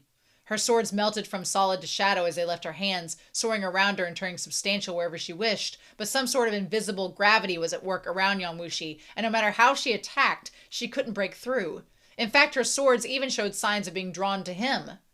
When Yan Wushi struck at her with a feather-light palm, Yan Zhuju called for her swords to return to her. But then her opponent somehow avoided the sword screen she'd cast, which she'd been sure was impenetrable. He flashed into view right in front of her. Yan Zhuju grimaced. She had no choice but to meet his attack with her own fair, tender palm. Their palms met, and amidst the thundering roar, her sword screen suddenly vanished. Yan Zhuju hurriedly retreated, drifting backwards like a kite, swaying in the air like a rootless duckweed, and then landed firmly on the ground 8 or 9 steps away. She smiled sweetly, looking as if nothing had happened at all. Those 10 years Yan Long was in seclusion didn't go to waste. This one was almost halfway to her death in that fight. My little heart is still thumping away even now. Yan Wushi stayed where he was. He had no plans to pursue her and continue attacking. Of course, if he truly wanted to kill Yan Zhuju, he could, but it would take on a life-or-death struggle, and he'd been hard-pressed to come out unscathed. And vitally, Huan Yu sect didn't stand to gain if Yan Zhuju died, but the other people of the HEADPHONE sect did. Yan Zhuju clearly knew that too, since she didn't hurry to leave. She swept her gaze over Huo Jingjing's corpse, and only then did her expression shift minutely. You should check with the owner before hitting their dog. Huo Jingjing held quite a high position within our sect, and yet Yan Long's people killed him just like that. Even though Beyond Yanmei hadn't personally killed Huo Jingjing, he didn't need to show her respect while his master was present. Huo Jingjing killed my servant, he said. Didn't he deserve to die? HEADPHONE sect killed and injured so many Huan Yu sect members over the years. Would sect leader Yan like to settle all these accounts at once? But Yan Zhuju only laughed. Judging by that, you weren't the one who killed him. Her moods could change in a flash, and when she took action, she needed only an instant. While chatting and smiling sweetly, before even finishing her sentence, she'd already sped over to Qiao and was reaching for his throat. Qiao was simply too tired. So tired he couldn't help falling asleep beneath the tree after killing Huo Jingjing. But as a martial artist, he still had his intuition and an instinct for danger. When Yan Zhuju struck at him, he perceived it. A normal person would open their eyes first to assess the situation before reacting, but Qiao didn't open his eyes at all. He grabbed the tree trunk straight away and whipped around behind it, using it as a shield. During that little gap, in the twinkling of an eye, 5 claw marks appeared on the trunk. Yan Zhuju didn't slash them into the trunk with her hand. They were from her true qi. But if Qiao had reacted just a half step slower, she would have clawed through his throat. Though Qiao had avoided the first strike, he couldn't dodge the second. Before he could catch his breath, a palm strike came for him. Qiao's bamboo cane was already destroyed, leaving him without a weapon. There was no time to escape either. He had to meet the enemy directly, but he was only at half strength. He'd have been more than a match for some ordinary martial expert, but against a grandmaster like Yan Zhuju, he had no chance of victory. The moment they met, Qiao immediately fell back. He only came to a stop 5 steps away when his back slammed into a tree trunk. He looked so pale he was almost blue, and he struggled to swallow down a mouthful of salty, sweet blood. But even this went far beyond Yan Zhuju's expectations. No matter how loathed Huo Zhijing was, he was still a member of Heihuan's sect. As their sect leader, she had to stand behind him. She'd thought that 2 moves would be enough to finish off Shen Qiao, and hadn't expected him to withstand a direct palm strike at all. When the 3rd palm strike came, Shen Qiao had nowhere to retreat. He could only close his eyes and wait for death. Yang Wushi could have stopped Yan Zhuju the first time she attacked him, but he'd watched from the sidelines unmoved. Shen Qiao didn't expect that it'd be any different this time. But, chapter 29, Yan Zhuju had meant her first strike as a test. If Yan Wushi had stopped her, she would have stopped before a second. But since Yan Wushi hadn't moved, Yan Zhuju concluded that this man was of little importance to him. With a giggle, she attacked a 3rd time without holding back in the slightest, preparing to take Shen Qiao's life in exchange for Huo Zhijing's. Only this time things were different. Her palm hadn't even touched Shen Qiao when Yan Zhuju's expression transformed. She twisted in midair, folding her body into an almost impossible pose to dodge the finger that came at her from behind. She didn't hesitate for so much as a second. With her finger as light and dainty as a willow twig of March, her toes touched down on the branch of a nearby tree, and then in a whirl of white robes, she disappeared right before their eyes. All she left behind was a string of delicate laughter, saying, "Yanlong is so cruel. Then this one will leave for now. Let's reminisce about our friendship some other day." It wasn't just Shen Qiao who hadn't thought Yan Wushi would protect him. Bian Yanmei thought the same. He didn't dare comment on it, though. Just ran up to ask after Yan Wushi, "Welcome back to Chang'an, Shizun. It was this disciple's incompetence that led to today's events. He deserves your punishment, Shizun." Yan Wushi didn't answer. Instead, he helped Shen Qiao up. "Are you all right?" Shen Qiao shook his head without replying. He was too weak to say anything. Yan Wushi simply picked him up by the waist. By this point, Shen Qiao was half unconscious, and as he had lost the ability to struggle, he looked especially loose-limbed.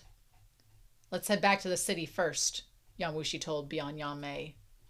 Bian Yanmei, meanwhile, grew privately bewildered as he watched Yan Wushi. When Shen Qiao had appeared with Yan Wushi at the start of all this, he hadn't thought much of it. And then he'd been too engrossed in Yan Wushi and Yan Zhuju's duel to notice when Shen Qiao killed Huo Zhijing. Finally, when Yan Zhuju attacked Shen Qiao and he'd seen Yan Wushi standing there unmoved, Bian Yanmei had taken his lead and watched idly from the sidelines, but the situation had unfolded in the direction he'd expected. Bian Yanmei was a little confused. On the road back to the city, he took a chance and asked, "Shizun, how should I address this man?" "He's Shen Qiao," said Yan Wushi. Bian Yanmei lowered his head and thought, that name sounded rather familiar. "He's the sect leader of Zhandu Mountain," Yan Wushi added. "What?"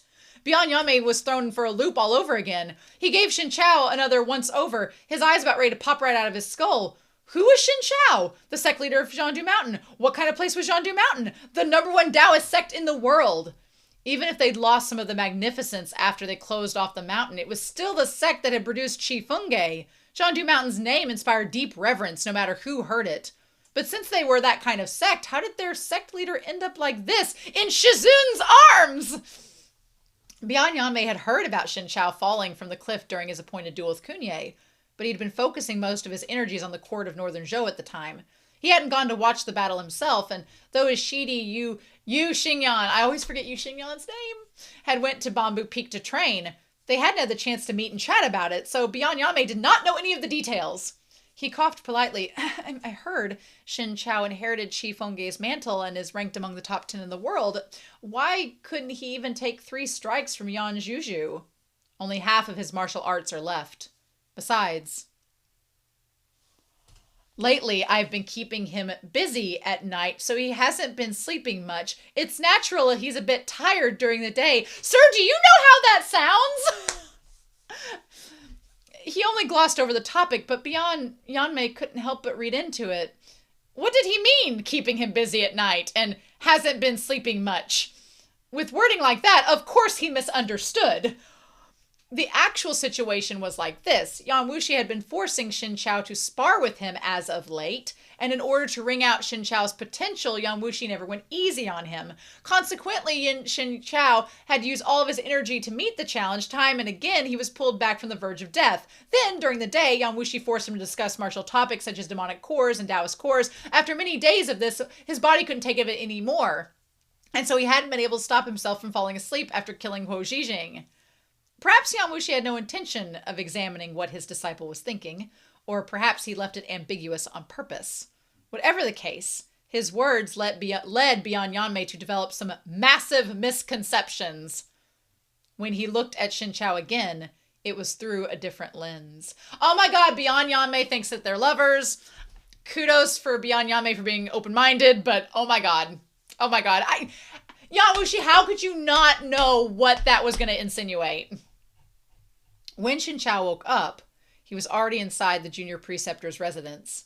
Yang Wushi wasn't there. He'd been called away by the Emperor of Zhou, but Bian Yanmei had taken a great interest in Shen Qiao and decided to dawdle there for a little while longer in no hurry to leave. When the subordinates came to report that Shen Qiao was awake, he went to see him. That was how Bian Yanmei discovered that a sleeping Shen Qiao and a wide-awake Shen Qiao were completely different.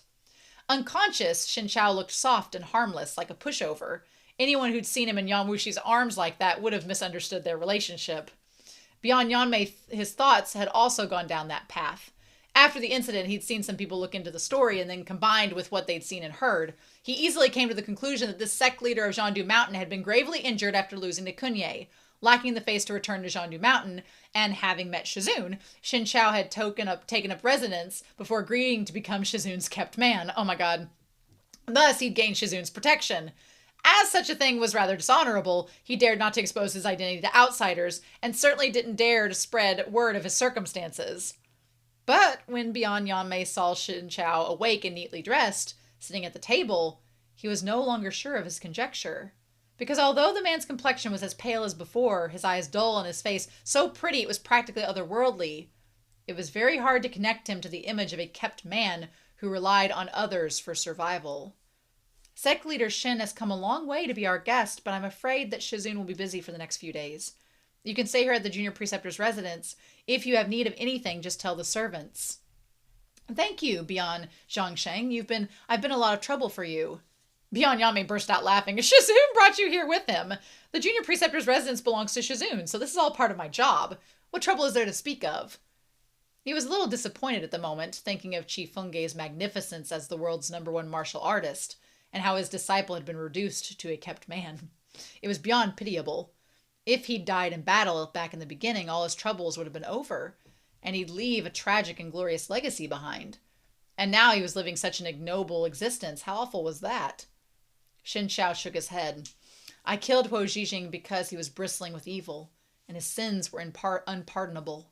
The only way I could prevent him from ruining more lives was to stop a killer by killing him myself.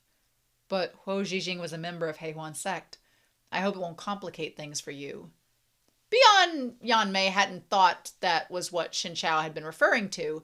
He froze for a moment and then said, Heihuan sect has been at odds with Huan Yu sect for a long time. And Huo Zhijing also killed my servant. If anything, I ought to thank sect leader Shen for killing him. Shen Qiao smiled in self-ridicule. If someone wanted to kill a person, I normally would try to talk them out of doing it. How hypocritical of me. But running into someone like Huo Zhijing, I was the one who couldn't restrain myself. Clearly, all the cultivation I'd done for my mind and temperament was just me lying to myself. His complexion was bloodless and pale, and he looked exhausted. Even his words of self-ridicule sounded like mild and meek, and lacked any real heat. Despite himself, Bian Yanmei felt a trace of pity well up inside him. So he took to comforting Shen Qiao. Actually, Confucians have this saying too, if you repay evil with virtue, how can you repay virtue? Huo Zhijing was absolutely sinister. Even though we all come from a noble discipline, I had no good feelings towards him. A lot of people would probably thank you for his death. The two of them chatted for a while longer before Bian Yanmei noticed how fatigued Shen Qiao looked. Only then did he get up to take his leave. Once he exited the door, he was greeted by the cool wind against his face. He snapped out of it and remembered that when he first went in, he'd only looked down on Shen Qiao to some extent. After their conversation, not only was his contempt completely gone, he even felt Shen Qiao was rather amiable. Bian Yanmei couldn't help but feel close to him. Shen Qiao had clearly sensed his thoughts, so he deliberately brought up Huo Zhijing's death. First, to remind Bian Yanmei of the favor he'd done to him, and second, to let Bian Yanmei know that although he was staying with his Shizun, he wasn't anyone's property. When he realized this, the last tiny drop of contempt within Bian Yanmei vanished completely, fading away like smoke. That's the effect Shen Qiao has on people! Why are we surprised? When Wushi returned, Shen Qiao was playing Wushi in his room. Having no opponent... Oh, here we go. We're getting into the board game again. Yes. Having no opponent, he played against himself, holding the white pieces in one hand and the black in the other. His eyes were closed and his fingers felt among the pieces on the board, memorizing the layout. He made his moves very slowly, spending a long time thinking each one over. But every time he placed a piece, it would sit precisely on an intersection of the grid, without the slightest deviation. Shen Qiao's martial arts were slowly recovering, but his vision was more erratic. Sometimes it was good, other times bad. During the good periods, he could see some blurry shapes, but when it was bad, he was perfectly blind. He'd come to peace with this reality, but still needed to prepare and plan for the worst, so he trained himself to use his hearing and his other senses to perceive the world around him. Wushi stood at the entrance. He watched him for a long time before entering. Shen Qiao didn't notice at first. His entire energies focused on the game of Wushi. It was only when Wushi put some of the things he'd been holding down on a low table that he opened his eyes a little. He scrutinized the blurred silhouette that came into his line of sight. Sec Leader Yan? When he was sure of his visitor's identity, Shen Qiao smiled, unbidden. Wushi said, I heard that when you were outside today, you encountered Princess Jingdu. You even received her favor. Shen Qiao burst out laughing. I did bump into her, but it didn't go so far as a favor. The princess is the pride of heaven. I'm only a commoner. Sec Leader Yan must be joking. Wushi hadn't restricted Shen Qiao's freedom of movement after they arrived in Chang'an, so Shen Qiao could wander about the city as he pleased, wherever he wished to go. That was as far as it went, though. The gate guards had already received Bian Yanmei's instructions regarding what to do if Shen Qiao tried to leave the city. They'd stop him immediately and report the matter to the residents. Wushi chuckled. You may be wrong. I heard that when you went with Yu Xingyan to Yiqing, you met Han Feng's daughter. Didn't you receive her regard too? It's a pity that Princess Qinggu is the serious type. If she knew you lived at my residence, she'd definitely think you were someone improper, and you'd miss out on a wonderful marriage opportunity. And if you married a princess, you could return to Zhangdu Mountain with no trouble at all, couldn't you? You'd have the power of the court behind you. Is Sec Leader Yan a bit too bored? Shen Qiao said helplessly. I only exchanged a few words with Princess Jingdu. How could you twist it into that? Like, Shen Qiao is like, bitch, are you for real? Wushi stroked Shen Qiao's face, his tone frivolous. Are you taking Princess Qinggu for the daughter of some humble family?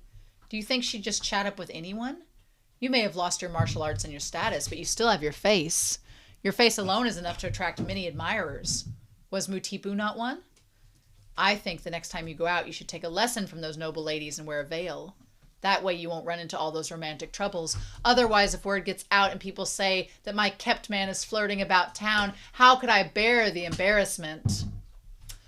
According to Shen Qiao's understandings, I'm surprised Wushi calls him a kept man and just comes out and says what everybody's thinking.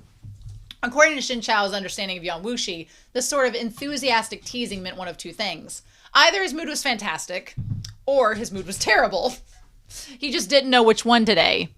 Sure enough, he heard Wushi say the next moment, I have some good news to tell you, along with some bad news. Which one do you want to hear first?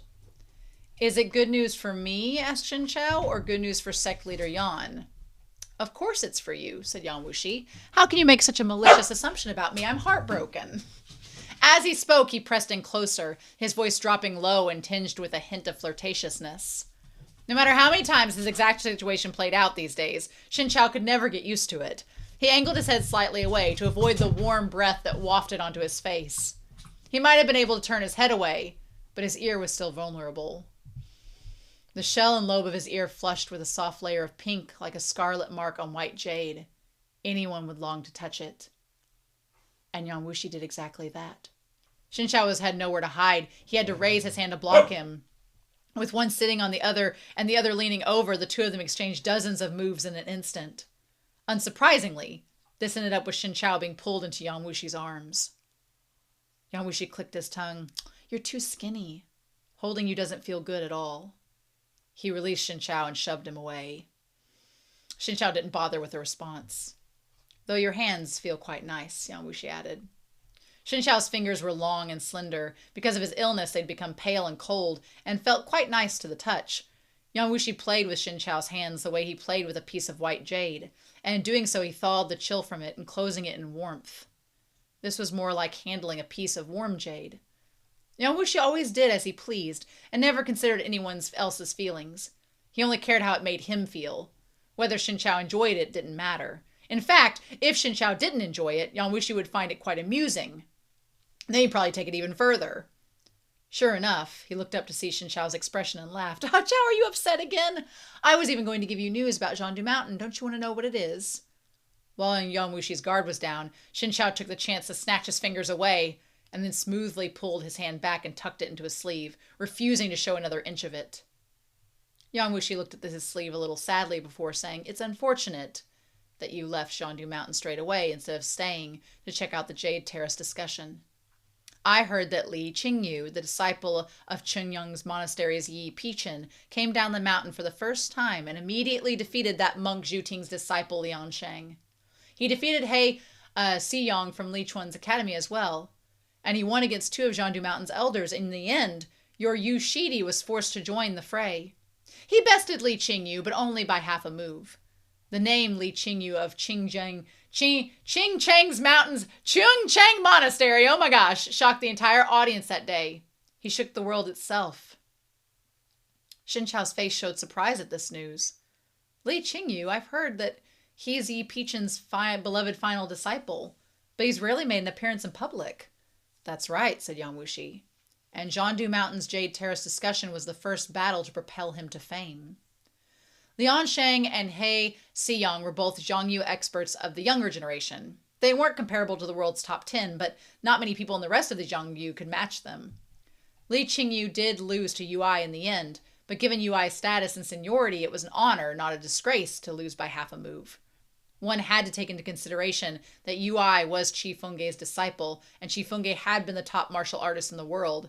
If Li Qingyu could only lose by half a move's difference, didn't that mean they were already almost on equal footing, and that Li Qingyu could soon surpass Yui? He was very young, and this was the first time leaving his sex mountain to enter the secular world, yet he'd already achieved so much. Given enough time, who's to say he couldn't become the new #1 martial artist in the world? Meanwhile, as far as Zhandu Mountain went, first of all, Shen Qiao had fallen to Kunye. Of course, there were extenuating circumstances, but the outsiders didn't know the full story, so they just believed that Shen Qiao was unworthy of his name, that his martial arts must have been far inferior to his master's. Then Yui had invited the world's Taoist sects to the Jade Terrace discussion in order to officially announce Zhandu Mountain's re-entry into the secular world, and incidentally built up Mount Zhandu's reputation through combat, leaving the public in awe. No one predicted that someone like Li Qingyu would show up just at the wrong time.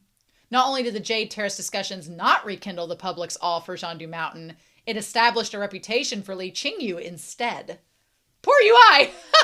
Which wasn't to say that Zhandu Mountain had fallen to a second or third-rate sect after this, but it could only feel like a calamitous bout of bad luck to Yui and the others.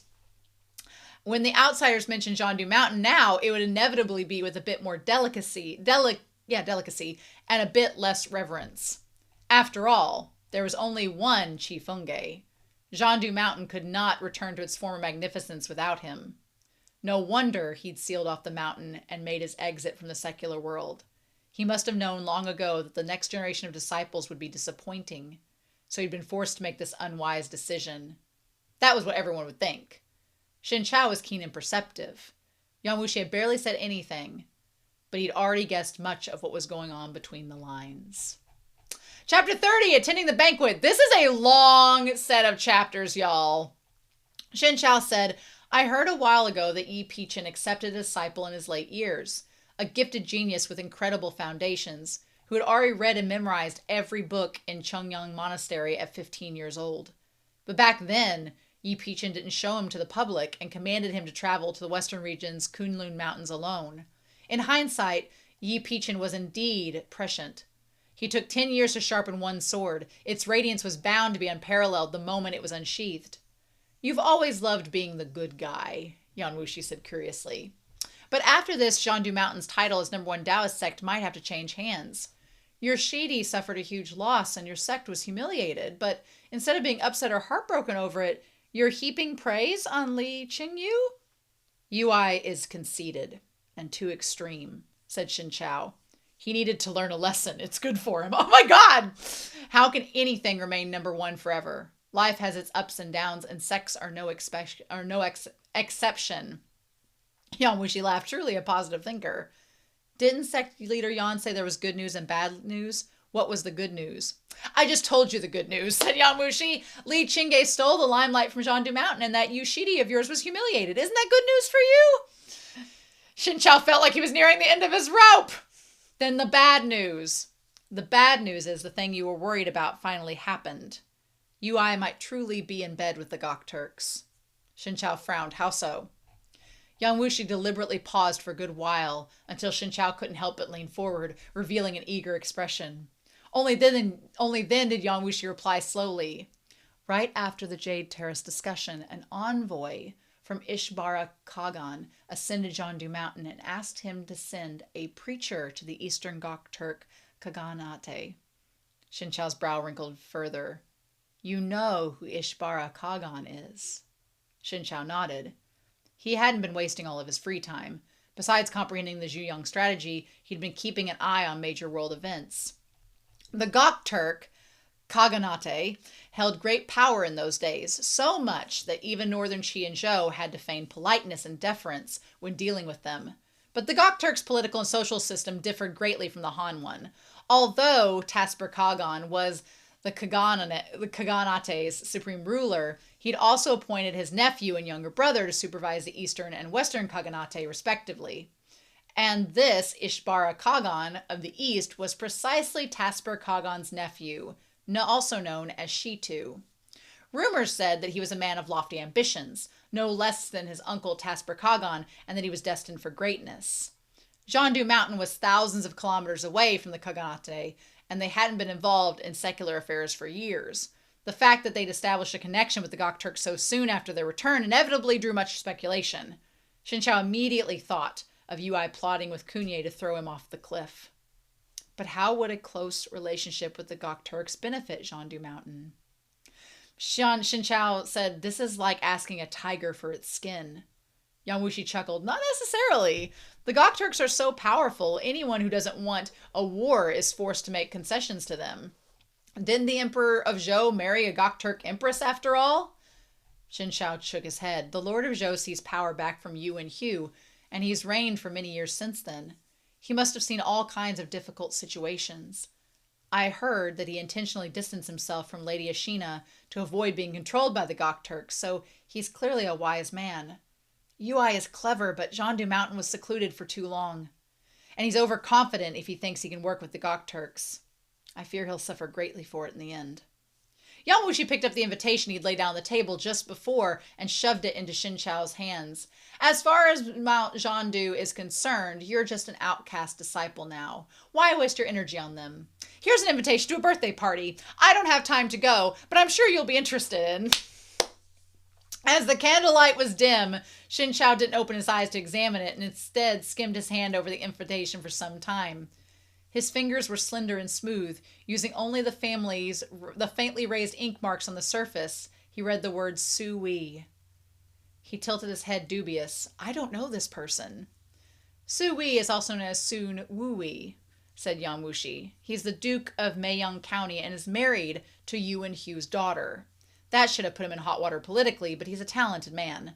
The Emperor of Zhou appreciates talent and wanted to elevate him, but Su Wui claimed he was ill and resigned. Now he stays at home. The day after tomorrow is his mother's 50th birthday, and even the Empress sent her gifts of congratulations. However, Yan Wushi moved on, Su Wue has a brother named Su Qiao, and that one's a martial artist. Can you guess who his master is? Seeing how Shen Qiao was listening with rapt attention, he moved to grab his hand and toy with it again. But Shen Chao's guard had been up for some time, and he simply put his hands behind his back. After a while, he seemed to realize that this reaction was somewhat childish, so he moved his hands back in front of himself and tucked them into his sleeves instead. Yang Wushi clicked his tongue. I'm feeding and housing you, and I'm even bringing you all this news, but you're so stingy you won't even let me touch your hand. Shen Chao remained unmoved. There are countless beauties within the residence who'd come to serve you themselves, if sect leader Yang wishes. Ah, Chao, you're so boring. So Yang Wushi said, but he still went on to tell Shen Chao. Su Chao is from Chuyang Monastery. He's the Shizhong of the one who lost to Ui just by half a move, Li Qingyu. Shen Chao considered this for a while.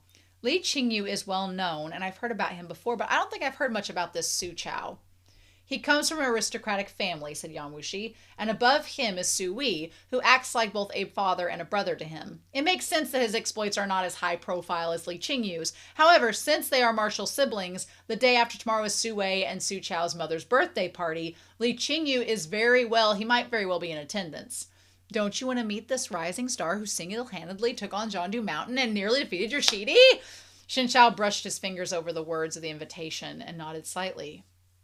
I understand. Thank you, sect leader Yan. Smiling, Yang Wushi said, I have no dealings with the Su family, but because of my status, they had to send me an invitation, though they never expect me to actually attend.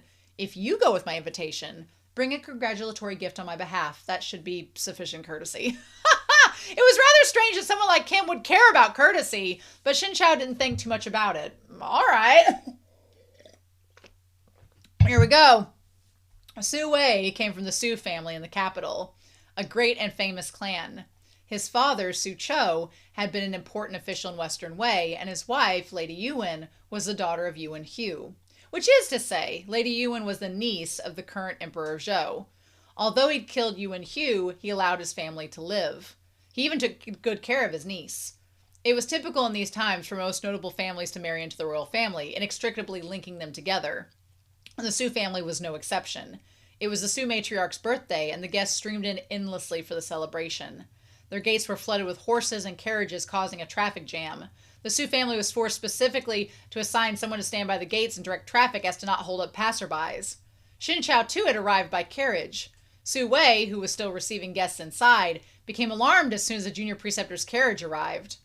Yang Wushi held no actual position within the court, but the Emperor of Zhou placed great trust in the Huan Yu sect. It was purportedly Huan Yu sect's support that enabled him to kill Yuan Hu and seize back power. Su Wei was the archetypal scholar official. He wasn't interested in politics, but he also didn't want to make enemies. He'd sent an invitation to Yang Wushi only out of courtesy and had not expected someone from the junior preceptor's residence to actually attend. When he heard someone had, he hurried to greet the guest personally. When the man inside the carriage alighted, Su Wei froze for a moment.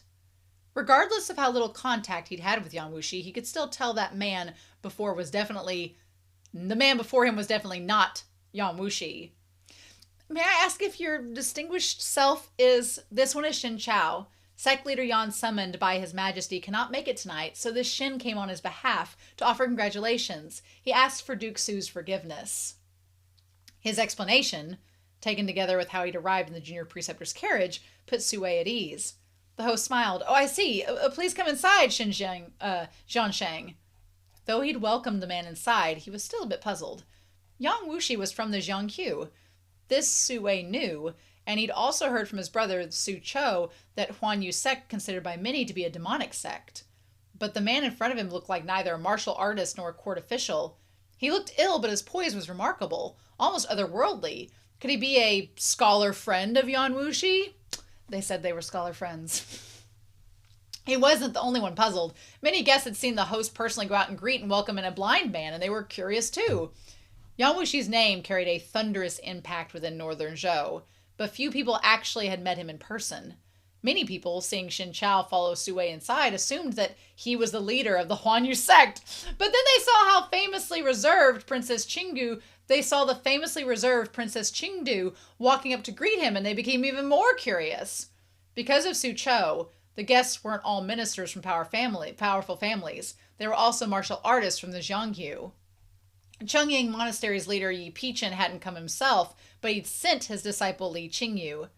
He'd caused quite a stir a few days ago at Zhangdu Mountain's Jade Terrace Taoist Conference, and everyone had heard of him. Since Qingyang Monastery had the potential to replace Zhangdu Mountain, everyone wanted a piece of them, so quite a few people had gathered around him. As martial brothers, Su Qiao and Li Qingyu got along rather well. Su Qiao introduced Li Qingyu to the Su family's circle, which had connections that went back generations. When Li Qingyu exchanged pleasantries with other martial artists, he pulled Su Qiao over too, helping to raise his Xizhong's profile. Shen Qiao politely declined Princess Qingdu's invitation to sit beside her and sat instead in the seat that the host had arranged for him. As he was representing young Wushi, his seat was, of course, decently situated. The guest sitting beside him noticed that his vision was lacking, so when the maid brought the dishes over, he specifically asked her to move Shen Qiao's portions to the right-hand side, making it easier for him to reach them with his chopsticks. Shen Qiao expressed his gratitude for the man's kindness. "Well, thank you, sir. This humble one is Shen Qiao. May he know this gentleman's esteemed name?" The other party laughed. It was nothing, just a few extra words. Shen Langjun need not be so polite. This one is of the Puliuru family. First name Jean. It's a pleasure to meet you. Even though Puliuru Jean was sitting next to Shen Qiao, he asked nothing of his background or identity, nor did he express any curiosity or concerns about Shen Qiao's eyes. He only talked about the host, Su Wei, saying he was talented and widely renowned, as well as a master of poetry and proficient in law. Admiration and reverence shone through in his words. When they landed on the topic of poetry and literature, the three schools of thought inevitably entered the conversation. Northern Zhou esteemed Buddhism. Previously, when Yuan Hu had been in power, he'd even appointed the monk Zhu Ting as state preceptor. Now, with Yuan Yang on the throne, the tendency towards Buddhism remained, despite his best efforts to remove all traces of Yuan Hu's influence. It wasn't something that could be wiped away so quickly. That name is so hard to say. Jean was a Buddhist, but he also had interest in Taoism and was tolerant of its ideals. It was clear he hadn't expected Shen Qiao's profound insight into Taoism, and after chatting for a while, they quickly built up a rapport and felt a deep appreciation for each other. After they'd become acquainted, Princess Jingdu sent another person to invite Shen Qiao over to sit with her. Xian teased him, few people in the entire capital will be given the honor of the Princess Jingdu's humbling herself to make friends with them. If this gets out, that I'll be jealous of you. I've embarrassed myself before, Puliuru Zhizhong, said Shen Qiao. I heard that Su Wei's brother, Su Qiao, is from the Qianyang Monastery, so there are many members of the Zhangqiu here today. Qianyang's monastery's name is likely pulled them in. You know these people? I used to admire the carefree lifestyle of the Zhangqiu. I even spent a few years imitating them, wandering around the world on horseback, so I recognize a couple faces. Can you introduce me to them? Of course, he smiled brightly. Then he pointed each one out to Shen Qiao. You recognize Su Qiao. The one next to him is Li Qingyu. The two of them together are called the Twin Jades of Qingchang. Li Qingyu is the more famous one, but only by a bit, though. You must have heard of his impressive exploits a few days ago at Zhangdu Mountain. The one speaking to him is Zhang Sunchang, who comes from Zhongnong sect. The Zhongnong sect isn't too well known, but he's also from a wealthy family. His marksmanship is superb, and there are few who can rival him. And beside him, the one dressed in yellow, well, he's Dao Yongshan. A surprised noise escaped Shen Qiao. The leader of the Liyue Guild? Precisely. That night at Chunyan Temple, many factions had tried all sorts of tricks to get their hands on the Zhuyang Strategy's volume of diluted thought. In the end, Yang Wushi took the item the Liyue Guild had been painstakingly escorting and smashed it into dust. Yun Fuyu and company had heard what Shen Qiao recited, but after they left, how could they guarantee what they'd written was free of mistakes? Yang Wushi had held them in the palm of his hand and his to be toyed with. He likes doing that with his hands, by the way. Dao Yanshan must have hated him down to the bone. However, when he saw Shen Qiao walk in instead of Yang Wushi, he only sent him a glance and remained in his seat. It looked like he had no intention of coming over to exchange greetings. Zhang continued, Buddhist master Zhu Ting was once appointed by a state preceptor by Yuan Hu. That's why he and the Su family still share deep relations, even though Yuan Hu is dead. He usually would have come to offer his congratulations, but for some reason he isn't here yet. He didn't even send a disciple. That's rather odd. We all know what's going on. Also, that man and woman to the side, they're members of Mount Tai's Bia sect and Fanzhong's province's Liuli Palace. These two sects have a good relationship with the monastery, so that's likely why they came. The rest are nothing special, just insignificant people from ordinary sex. There's no point in getting to know them. I wouldn't waste my time on them. I'm glad the author's breaking the fourth wall. You don't need to know these other people here. You're never going to hear from them again. In actuality, there were quite a few famous martial art experts from the Zhangqiu among those he hadn't introduced. But in the eyes of Puliru Zhan, they'd all become nobodies. The strong or king was the rule of the Zhangqiu, and here it was demonstrated to the fullest. Perhaps those people were the big fish back in their little ponds, but Zhan met people from the upper echelon of Zhou every day, so he thought nothing of the lot. Shen Qiao took note of every person he'd named. He was far away from them, too far for his poor eyesight, and he couldn't make out their faces clearly. Instead, he remembered the color of their clothing, as well as their build and manners. The two of them were talking when another pair of new arrivals came to the door. Shen Qiao thought they looked familiar. After they finished exchanging greetings with the host, they took a look around, and that's when Shen Qiao met their gazes. Xi Jiang startled a little, but only nodded. Zhang Jiquan, however, was already walking over. Oh, Xin Longjun, to think that you're here too! Shen Qiao smiled at him. So it is Zhang Jiang. What a coincidence. Truly! He had a good impression of Shen Qiao and wanted to sit beside him for a proper conversation, but Xi Jiang walked over. Xi Jiang, the host has already assigned us seats. Wouldn't it be rude for you to just sit randomly? Zhang Jiquan paused reluctantly. It is a great fortune to run into Shen Liang here. I have a favor to ask you. May I ask that Shen Langjun stay after the banquet?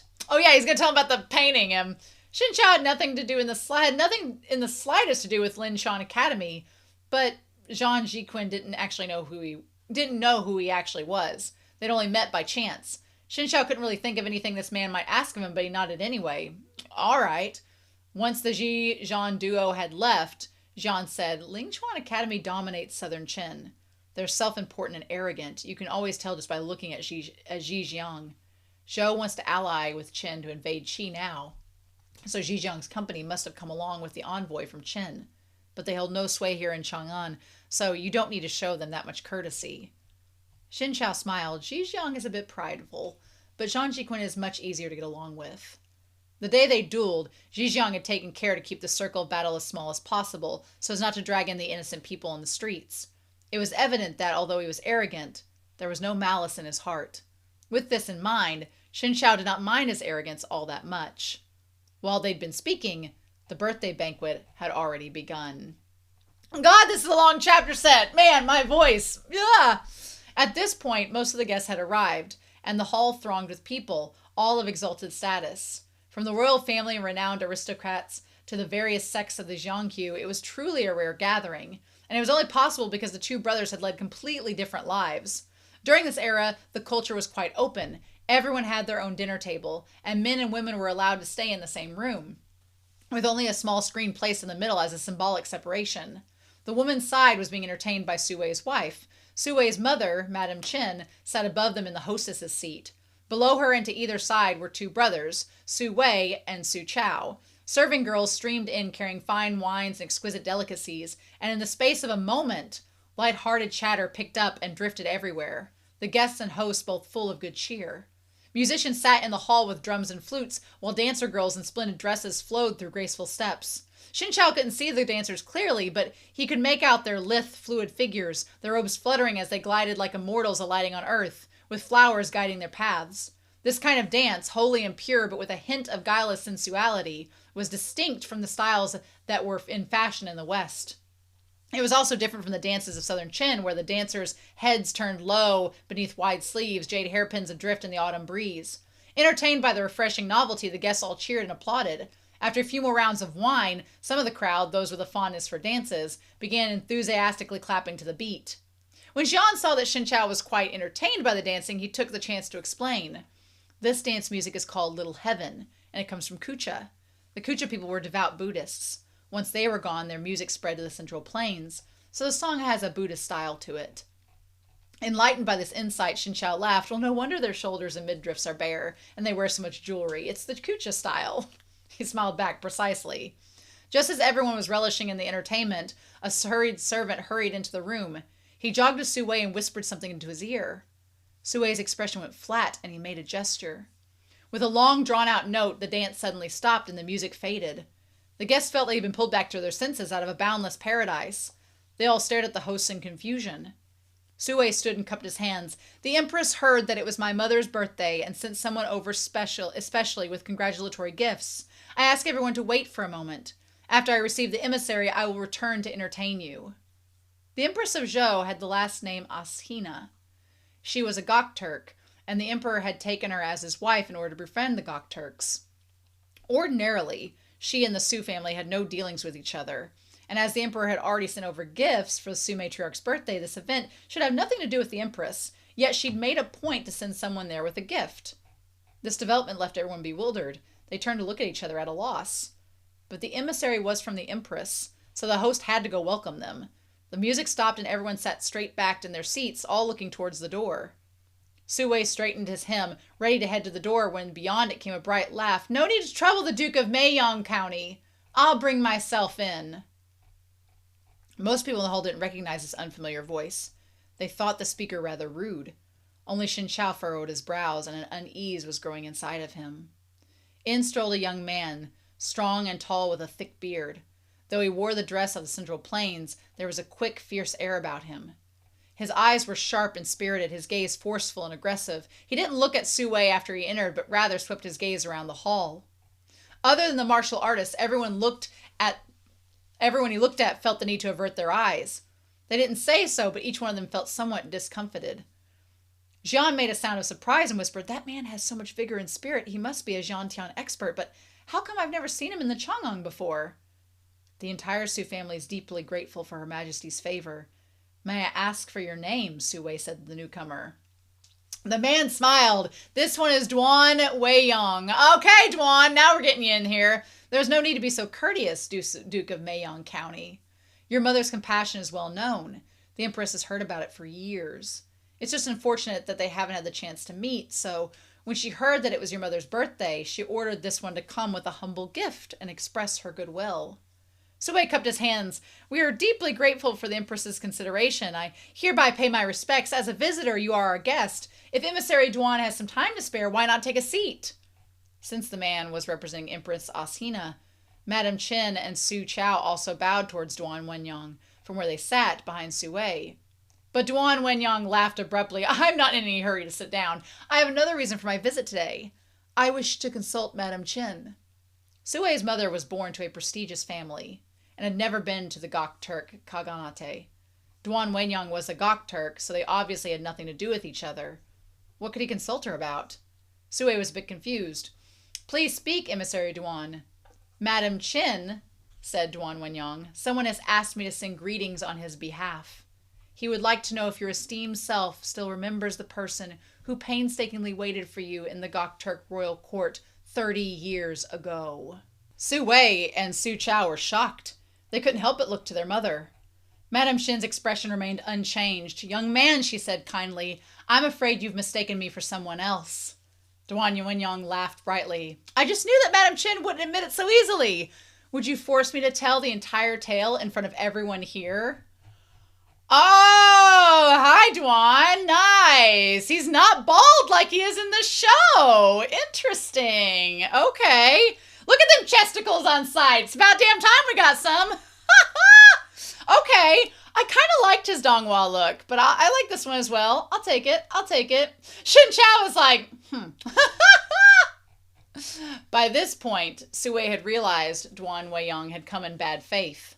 "This distinguished gentleman is awfully rude," he said severely. "Did the Empress send you not to deliver gifts, but to pick a fight? The Su family has not grievance nor grudge with the Empress. We have no connection to her. So why must she treat my mother so discourteously at her birthday banquet? I will report this matter to His Majesty. Guards, escort this guest out." At his order, the Su family servants rushed over to pull Duan away, but he only shook his sleeves slightly, and everyone around him fell to the ground. The seated guests all rose to their feet, staring at Duan Wenyang in shock. Some of them looked displeased and prepared to reprimand him on the host's behalf.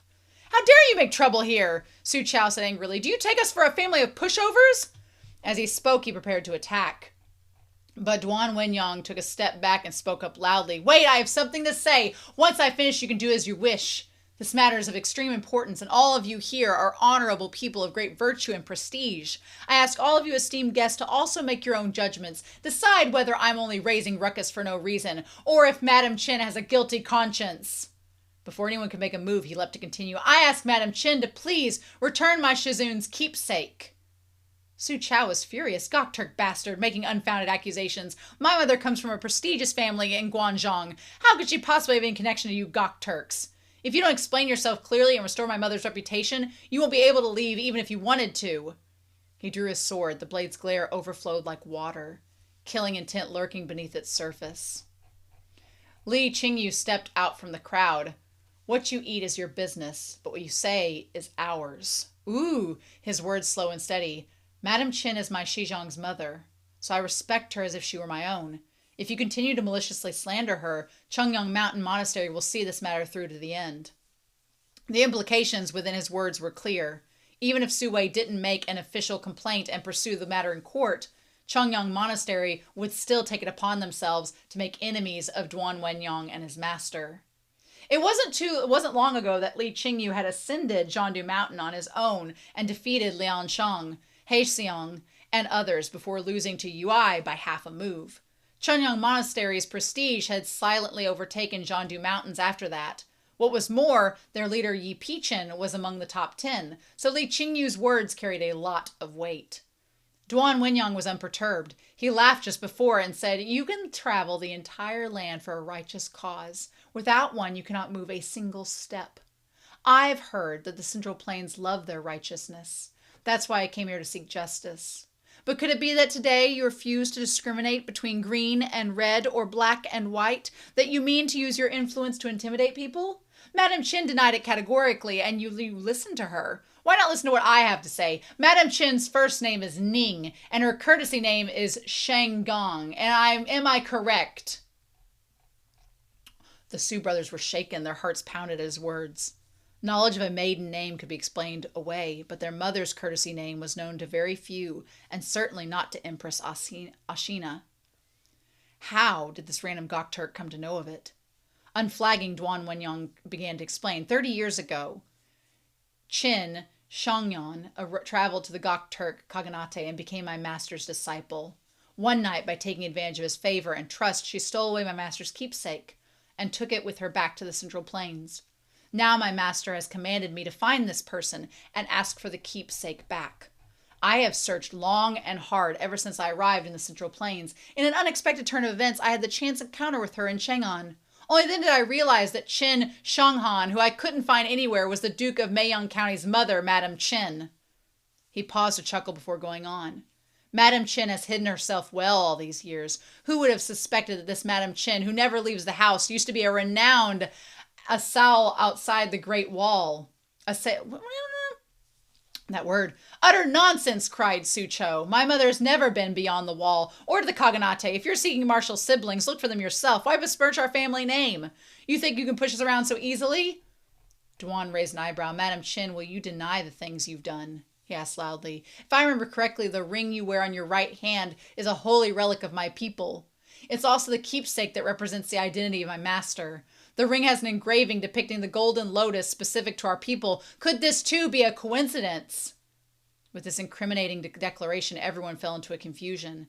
They were compelled to turn and look at Madame Chen's hand. On her hand was indeed a ring.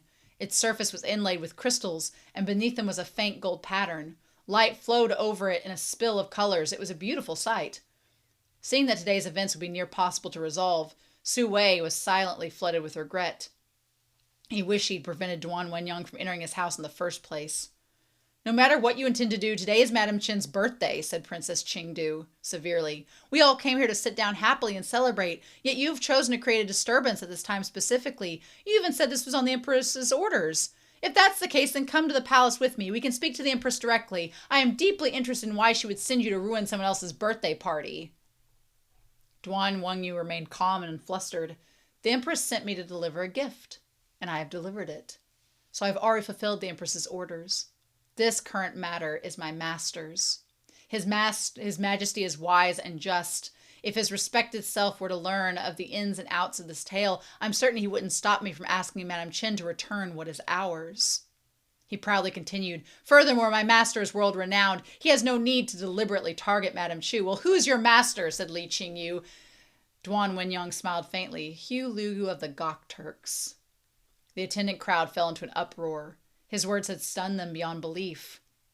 What kind of person was Hugh 20 years ago, he'd fought Qi, the #1 martial artist then. Their duel was famous throughout the land, and people still took great delight discussing it all these years later.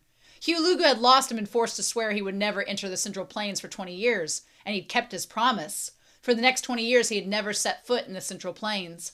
Martial artists of Qi and Hugh caliber rarely lost their lives, even in defeat. Though Qi prowess was first in the world, Hugh hadn't been far behind. Qi couldn't kill him, so he'd forced him to swear an oath.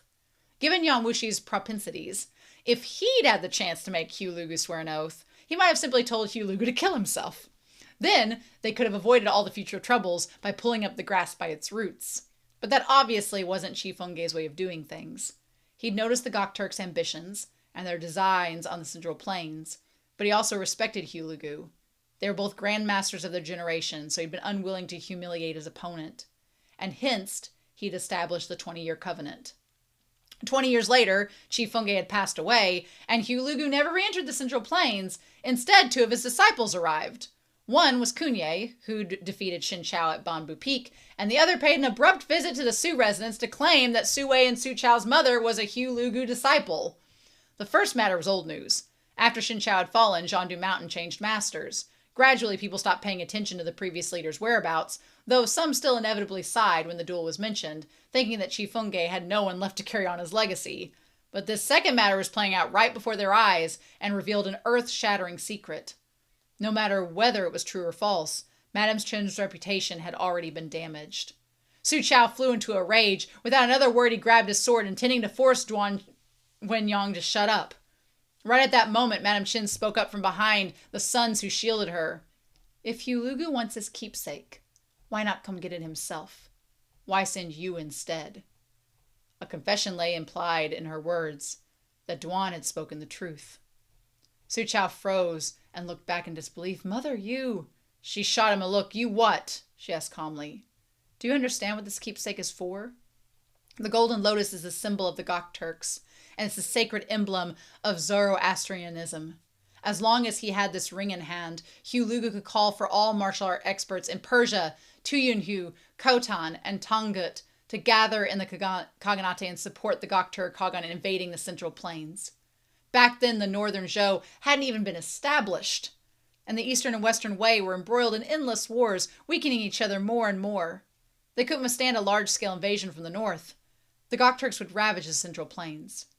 I took away the keepsake so that Hugh could no longer proclaim himself the true successor of Zoroastrianism, and called together all the experts from beyond the Great Wall. Without this, the Gokturks lost a limb. Tell me, was what I did wrong?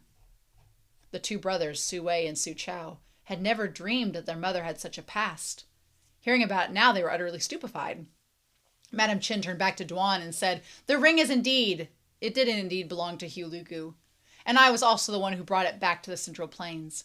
But that was a long time ago. Hugh never sought it out before, so why send you more than 30 years later? Duan Wenyang was perfectly composed. It was my master's last request before he passed away. As his disciple, I'm obligated to fulfill it for him, but isn't he still alive? Madame Chen flinched a little, but she didn't seem surprised. She was silent for a long time before only saying 5 words. So that's why. That's why. Since Madame Chen has admitted to it, this should be easy to resolve. Can you please hand over the ring so I can carry out my master's last request? After saying so, he seemed to recall something. He looked all around him before his gaze finally landed on Shen Chao as if he'd just noticed him. What a coincidence! Sect leader Shen is here as well. In that case, can I trouble your esteemed self to act as our witness? Oh, damn! Okay, oh my god,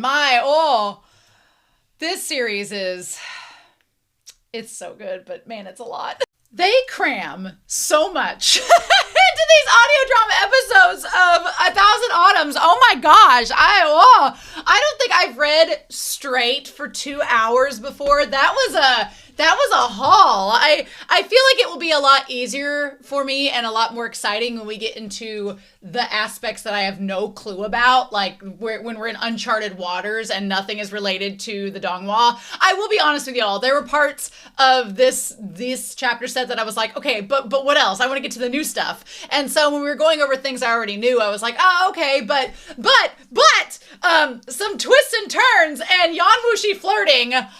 Yan Wushi, I will say the audio drama does a really good job of portraying some emotions around him. Like there is a tone to his flirtation in these chapter sets where Yan Wushi is a little bit more, he's still mocking Shen Qiao a little bit. But in the audio drama, there's like a little softness and warmth to him when he flirts. He's like, oh, come on, Shen Qiao, what are you doing? Come on now, just flirt back, come on. Or he's poking fun at Shen Qiao, knowing that Shen Qiao will recoil. But he's like, oh, come on, you're being boring. Like when we get to that part, I was like, oh. So it is becoming more and more apparent that Yan Wushi might be falling for Shen Qiao, and Shen Qiao is blissfully unaware that that's happening.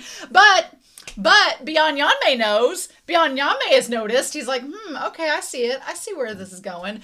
Speaking of Beyond Yanmei, really cool twist. Like that we actually get to meet him and he is the one that is involved. Because now in hindsight, when we go back to Yu Xinyang and he's just at the tea house that him and Yan Wushi have met at, it all feels so random.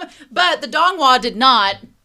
I mean, it makes sense for the donghua. They didn't want to introduce a new character and also probably didn't want to animate all those people at the tea house and everything. So they just chose to keep it in-house and like just keep it with Yu Xinyang. And we'll just, the end result is the same. We'll just make it whatever. But honestly, I felt like the donghua did these chapters a little dirty. If I'm being honest, compared to how good the novel is. The novel's amazing.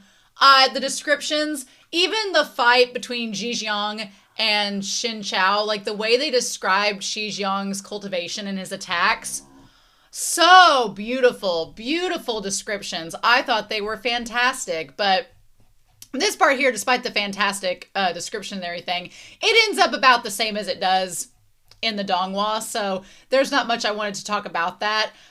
One thing I do want to note is that we need to talk about this scene where Shen Qiao orders the food. Now look, I want to apologize. What a very foot and mouth moment for Romania. When they said cat ears, in the audio drama, they say cat ear noodles. And I was like, okay, that makes more sense. I honestly thought cat ears, like it was literal cat ears. And I was like, ooh, that sounds kind of gross, but I'm not. Who am I to judge? I recently went to a national speech tournament and someone's speech was about disgust. And it was actually talking about, it was such a cool speech, but it was talking about things that Western audiences or people from different cultures view as disgusting have cultural significance to the people eating them. And so we shouldn't dismiss those foods without understanding the cultural significance they have for those people, which is a very, very true. And I was kind of having a knee-jerk reaction of, because my family have cats and I'm just like imagining a cat ear and I'm like, it's like cartilage. How would you even eat that? And I was having more like the logistics of it rather than the cultural ramifications. But then when they explained they were just noodles in the shape of cat ears, I was like, oh, well. Culture 1, Romania 0. So that's where we're at. But this is a little gesture. So I feel like there's a little Beauty and the Beast aspect to this story. So we have Shen Qiao, who has, revealed certain things. He's shown his care for others, and that extends in many ways, from saving children to getting Yan Wushi special noodles and some beef. And even, here's the thing, he even notes, he's like, the noodles and the beef were not anything extravagant. Like, they didn't require much effort to make. They were just something on top of what he was already getting. But you can kind of tell that Yan Wushi's kind of touched by that. He doesn't want to admit it, but he is kind of like, he has like a little moment where he's kind of, touched by Shen Qiao's, little gesture there. Of course, Yan Wushi makes the fatal mistake that many anime and donghua and donmai couples make of just stopping and, just like knowing when to stop. He's like, oh, wow, I bet, you were really calm. I bet you were really touchy-feely around UI. And Shen Qiao's like, why you gotta pick at scabs? Why you gotta open old wounds? Although, I do think Yan Wushi was also trying to say that to kind of allude being like, were you like this with UI or is this just for me? Because if it's just for me, I feel like Yang Wushi is, I don't think Yang Wushi thinks that Shen Qiao likes him back, but he makes these little like kind of prodding comments maybe to test the waters and be like, did you do this because you like me? Or have you done this for all of your male friends? Or am I special? Like, it feels like he's, trying to get Shen Qiao to allude at something, and Shen Qiao is not falling for it. He's like, no. He's like, I'm not falling for this at all. So then he's like, please don't joke. He's like, I've resolved to remain unmarried the rest of my life. Look, this could work out great. They're setting up something for like the extra chapters down the road, hopefully, that we have this idea that Shen Qiao is like, I am not going to marry. I am not going to marry. And Yang Wushi's like, well, I also thought that you guys had this thing called Taoist partners where, y'all like cultivated together, maybe just like fooled around. It's not like a marriage, but it's kind of like close to it, Get what I'm saying, Shen Qiao? And Shen Qiao's like, oh, well, I don't have time for that. Meanwhile, Yang Wushi, we find out that all the demonic sects, they are all about using sex in cultivation. This is a dangerous combination. The idea, I'm just waiting for the moment where Yang Wushi is like, oh, well, since you won't join the demon sect, how about I just be your Taoist partner, and then I can use my cultivation skills and we can cultivate together. I'm waiting for it to happen. I'm waiting for them to come to the compromise that will allow both of these things to be true. And it probably won't be to the very end of the story. I'm a patient girl. I can wait for a slow burn, but they're setting up the seeds of it in this chapter set, and I'm like, I can see where this goes. But we got a long, long, long way to go before then. So yeah. So anyway, chapter 27 is where we get the biggest change from the donghua so far, and that is that Yu Shengyan, whose poor name I cannot remember for the life of me until I see it and it's seared into my brain. We meet Beyond Yanmai. Beyond Yanmai, he is the first disciple of Yang Wushi.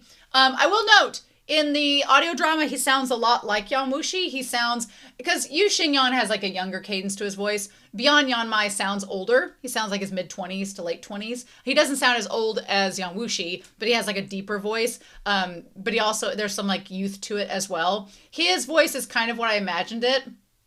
A little more like Yang Wushi. I really love his character. I like Beyond Yanmai a lot. He's not as impetuous and rambunctious as Yu Shengyan. He's more like, he's been a dignitary, so of course he has like a little more level-headedness to him. But him and Shen Qiao just become besties right off the bat.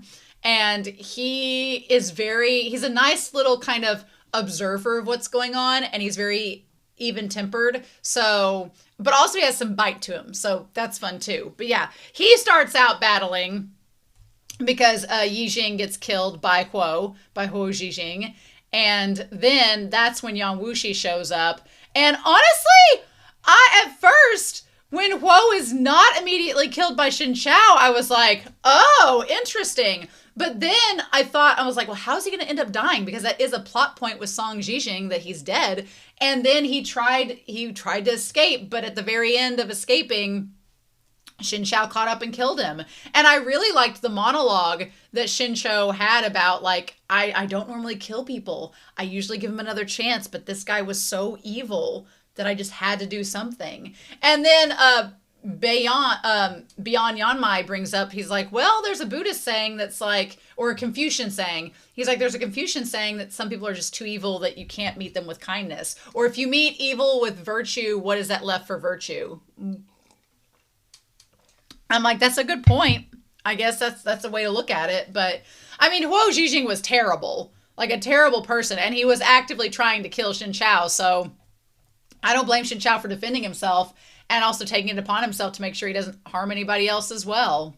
So, then we get Yan Zhijing. I want to talk about her. Yan Zhuju, sorry. Yan Zhuju. I love that she's with Song Zhijing, but they very much established that they're just kind of like, it's just for the public persona and the publicity. They are like only a couple in terms of outward appearance. They don't really like each other. They just take on the mantle of lovers for appearances and for political reasons. I feel for her a little bit because she makes note that she's a lot stronger than she's given credit for, but she's a woman, so she's not given as much credit. Also love her attack, how it's described, like the two swords that create this like black veil. Love that. And the fact that normally the cultivation style she uses is between two individuals, but she does it all herself instead. That to me feels like commentary from the author, where the author is saying that, you know, a woman can't rely on a man, not if they want to get ahead. And so Juju in this world to get ahead has kind of like taken on the mantle herself and taught herself everything, being like, I don't need no man. I just got this guy around because he's a womanizer and it makes me look more politically appealing. So good for her, but damn. They really dashed in. Before we get to the whole Yan Wushi conversation, Huo Zhijing describing Shen Qiao as not a tender persimmon, but a hot potato. Indeed. So yeah, oh my God. Can we talk about the conversation that Yan Wushi in chapter 28 has with Juju? Juju also looks beautiful. She looks a lot more like Bairong in terms of her like outfit being revealing in the novel versus the donghua. But she also, any opportunities that she's trying to put over on Yan Wushi and control him do not work. He's kind of like, hey, I've been in seclusion for 10 years, but I've wanted to tell you this for the last decade. You look like a goddess, but you sound like a whore. It's like, oh my God. So Yan Wushi establishes he is not into the ladies. Not at all. There's even a moment in the audio drama that I like laughed out loud at, and it's the scene where he's flirting with Shen Qiao. He's flirting with him and like messing with his hands, and we'll get to that point here in a little bit. But Shen Qiao is like, you could have your pick of any woman that you want. And the way in the audio drama that Yan Wushi laughs at that, the way he's like, ha! The way he laughs at Shen Qiao, and Shen Qiao just doesn't know what to do with that. It's like, girl, do you not get it? Do you not get it? Yan Wushi, nope. Not interested in the ladies. No, do you not get it, Shen Qiao? And Shen Qiao does not. He's just like, Instead, it constantly feels like Yan Wushi is prodding Shen Qiao to see if he's the same, because he's like, oh, that Princess Qingdu, you know, she's up and coming. You could easily get back to Zhandu Mountain if you married her. And Shen Qiao's like, no, I'm not interested. And he's like, oh, well, she keeps flirting with you. Are you going to do anything about it? I mean, she's available. And Shen Qiao's like, no. So it seems like Yan Wushi is kind of being like, are we the same? Are you feeling the same way I do? You're not flirting with these girls back. And Shen Qiao's like, no, my purity, my chastity, my knighthood. It's like, my priesthood in this case. But yeah, so I actually really like that the novel makes Juju's battle with Yan Wushi a lot more close and describes it in a lot more detail. We haven't gotten them in the carriages being preyed upon. So I'm guessing that means that the needle that's poisoned hasn't hit Yan Wushi yet, and we'll get to that in the next volume, because that starts Yan Wushi's descent, and we're about to have him breaking into... Volume 2 I'm really excited about, because it's going to be him breaking into the one party that get together, I think so, and then the whole thing about being poisoned, like all that's going to come to light in Volume 2, and I'm really excited about that, but... How far did we get in this volume? I want to check real quick and see. I'm going to look at my videos of the donghua on Yield YouTube here.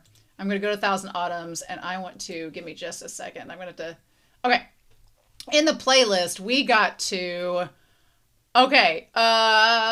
We definitely got to, like, episode 7. So we got about halfway through, which is interesting. Okay. Yeah, because honestly, the stuff that happens afterwards, yeah, so the carriage ride, all of that's to come in Volume 2. And then the stuff with Sang Zhijing, I think, is in Volume 2 as well. We'll see where we go with that. I'm sure that they condensed things for the donghua, so we'll see. I'm really excited because the stuff with the carriage and the stuff with Sang Zhijing and all that, I'm really excited to see in the novel and what they expand upon, so... Also, damn, the goriness of Shen Qiao just like skewering through, skewering through with the branch. I like that it was the branch, not because the bamboo is shattered. Once the bamboo cane was shattered, I was like, well, how's he going to die? And then he just took a branch. I was like, that'll do. That death scene was described really, really, really in incredible detail. So yeah. So Juju ends up taking her leave. Yan Wushi ends up... I like that, like, Beyond Yanmei is like, hey, sorry all this happened on my account. It was kind of my bad. I didn't know about Qiao. I should have waited on you. Blah, blah, blah. And the first thing he does is, how are you, Shincho? Which makes Beyond Yanmei go, what? Like, you've never shown interest in anybody before, Yan Wushi. What is this? And for him to immediately, like, be kind of considerate of Shin Chao, to me, shows, like, these little tiny cracks in Yan Wushi. Because do I believe at the very beginning that Yan Wushi was full-blown just playing games? Yeah. Is he still playing games? Yeah. But is there starting to be a little bit of crack in there that maybe Yan Wushi himself is not even realizing that he's doing? I think there is. And I think Beyond Yanmei is the one that's like, he's noticing it from an outsider perspective, but he's not going to say anything about it because it's his boss. You know, that's his Shizun. Chapter 29 I love. I love Embrace. Chapter 29 is a great chapter. So he basically gets, like, let's go back, lifts him up bridal style, carries him back, and Beyond Yanmei's like, what? So then there's this misunderstanding. Where Yan Wushi is explaining who Shin Chao is to Beyond Yanmei. I do think it's interesting. Like, Yan Wushi gets on to Yu Shengyan a lot, being like, you're a disciple, you're too young, you're not trained enough, get back to work. They've just abandoned him on a mountainside to train right now. They're not even worried about him. But he's really harsh on Yu Shengyan because he wants him to get stronger.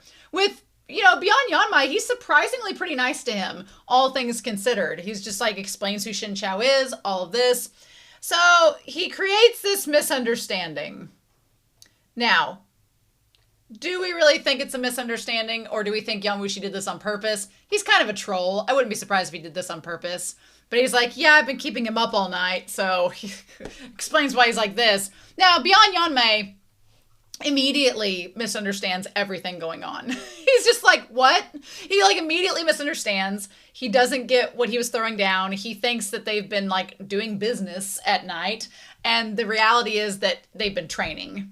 They've literally not been doing... That's the thing. Yan Wushi, like, is this big flirt, but he's really done nothing yet of much to do except mess with Shin Chao's hands extensively and gotten really close to him to whisper sweet nothings into his ear. But yeah, so Beyond Yanmei believes at first that Shin Chao is a kept man by Yan Wushi, but then he gets to talking to him. And after talking to him, realizes, oh, this man is capable of taking care of himself. And maybe that's why Yan Wushi respects him and wants to be around him, because he's not anyone's property. He's just staying with my Shizun. Okay. All right. We'll see where this goes. I'm glad they had that conversation and that was cleared up, because I feel bad for Shin Chao, because everyone has this false perception of how their relationship actually is. It's hilarious, but I also feel bad for him. And we get Weiqi mentioned, the game that's so prevalent in the donghua. It's just so funny to see in actual text a birthday party invitation, and it's Shin Chao being invited to a birthday party. Well, Yan Wushi was invited to the birthday party, but he's like, hell if I'm going.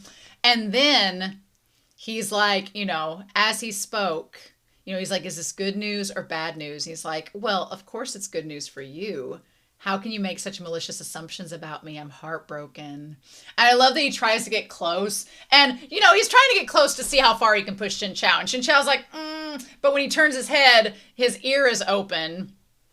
And of course, Yang Wushi is like, he touches his ear. He touches his ear, raises his hand, and then he gets pulled into Yan Wushi's arms. And Yan Wushi being like, oh, you're too skinny.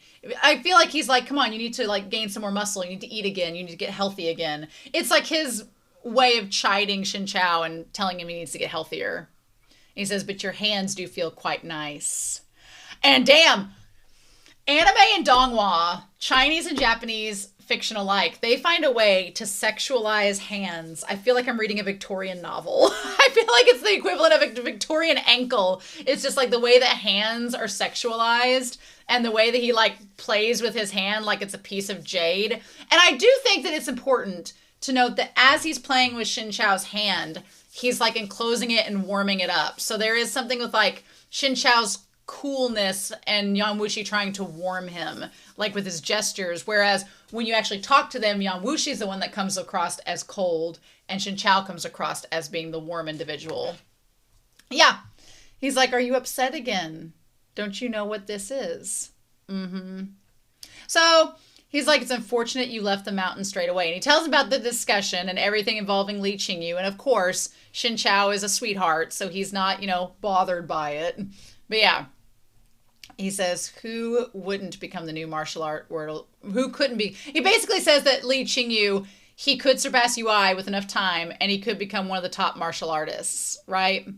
And so then we go through, and Yang Wushi basically is like, you're going to go to this banquet instead of me. Go to this birthday party. It's your chance to meet Li Qingyu. If you like the guy so much and respect him, now's your chance. Go see him and learn something about your sect, since I've tried to talk to you. But yeah. So then we get the idea that UI might be working with the Gok Turks. There's some suspicious stuff going on. And so they talk about, this word like drove me crazy, like cognate. I don't know which one it is. But they held all this power in Qi, and Zhou basically like had to pretend to play nice with them. But the Gok Turks, they have a different political system, and Tasper Kagon was the supreme ruler, but he appointed his nephew and younger brother to supervise the east and western part of the region, and Ishbara Kagon in the east was the nephew known as Shitu. So UI trying to work with them, Shen Qiao's like, it's like asking a tiger for his skin. And he's like, the Gok Turks, they kind of have a way of trying to figure out ways to make things go to their advantage. So the Emperor of Zhou did marry a Gok Turn Empress, Ashina, after all. And then Shen Qiao's like, no, the Lord of Zhou sees power from you and Hugh. So he, we can't just say that Lady Ashina, avoiding conflict with the Turks with her marrying him. He's like, he's wise.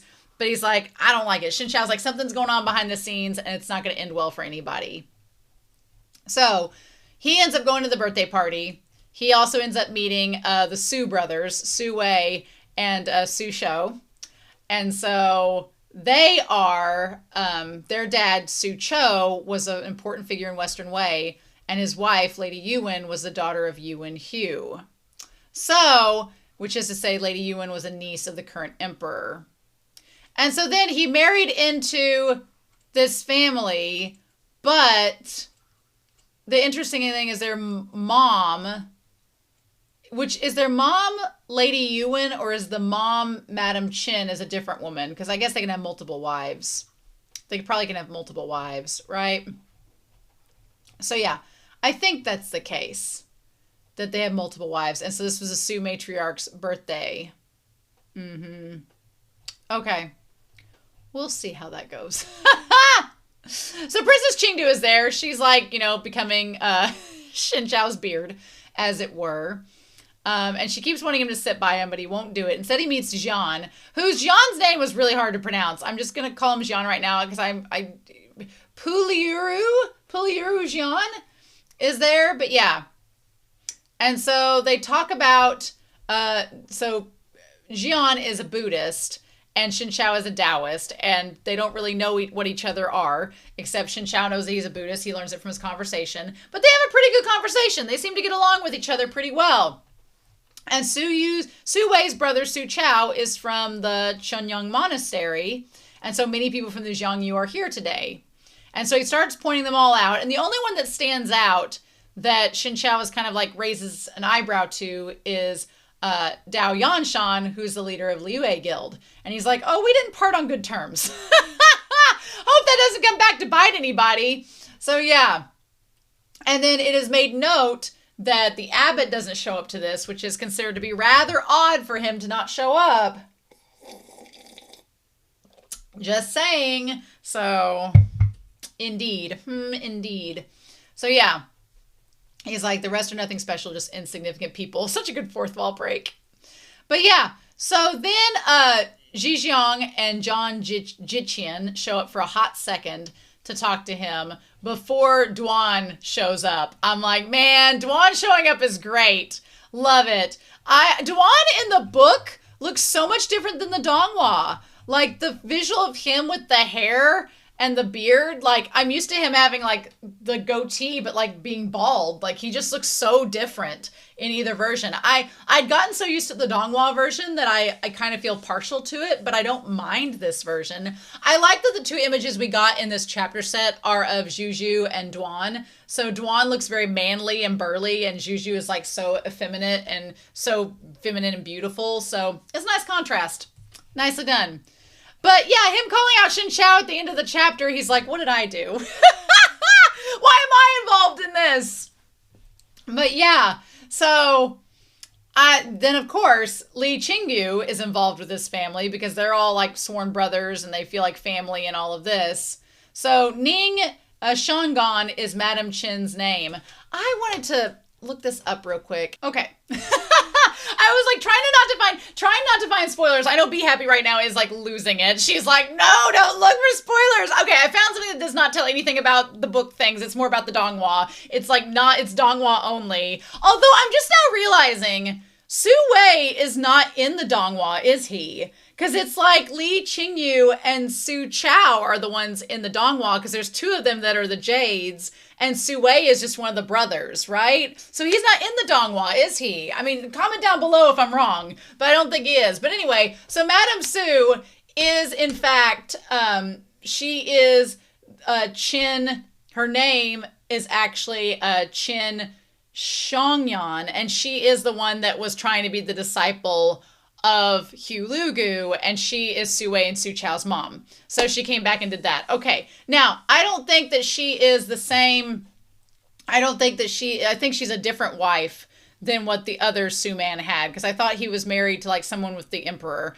Comment down below to help me if it doesn't spoil anything. And Be Happy can look through it, right?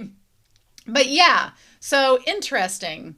So, but she has the ring, and the ring that she has is a symbol from Hugh Lugu that he used to unite all the people together. So in the donghua, I thought that the ring had magical powers, and maybe it still does, and we just haven't gotten to it yet. But it also seems to be a symbol to these other armies that if you have the ring, then that means that you are directly under Hugh Lugu, or you are someone that he respects, so thus we should respect you. And it's kind of like a pact that will help you, will scratch your back since you have this powerful symbol or object in your possession. It's a MacGuffin, but I don't know if it has any supernatural powers. I assume we're going to find that out as we go. But yeah, so he basically brings up all this backstory, all this shady stuff, and Shen Qiao is just like, oh my gosh, the drama of it all, the soap opera of it all. And that's how volume 1 ends. Oh, I do really like the flirting that Yan Wushi does in this last set of chapters. Like, he is flirting hardcore. And Shen Qiao at this point is just like, stop. But I do think it is starting to take a slight turn. I think that you can feel the turn of the flirtation in this chapter set. Maybe I'm wrong. Maybe I'm just projecting. But I really liked meeting Beyond Yanmei. That was great. Liked getting through this. Liked getting more of Yan Juju. Finding out that her and Song are not, completely lovers. They're just, it's for appearance only. And now I'm very curious to see what we get in the rest of the series. So I'm going to let my throat rest.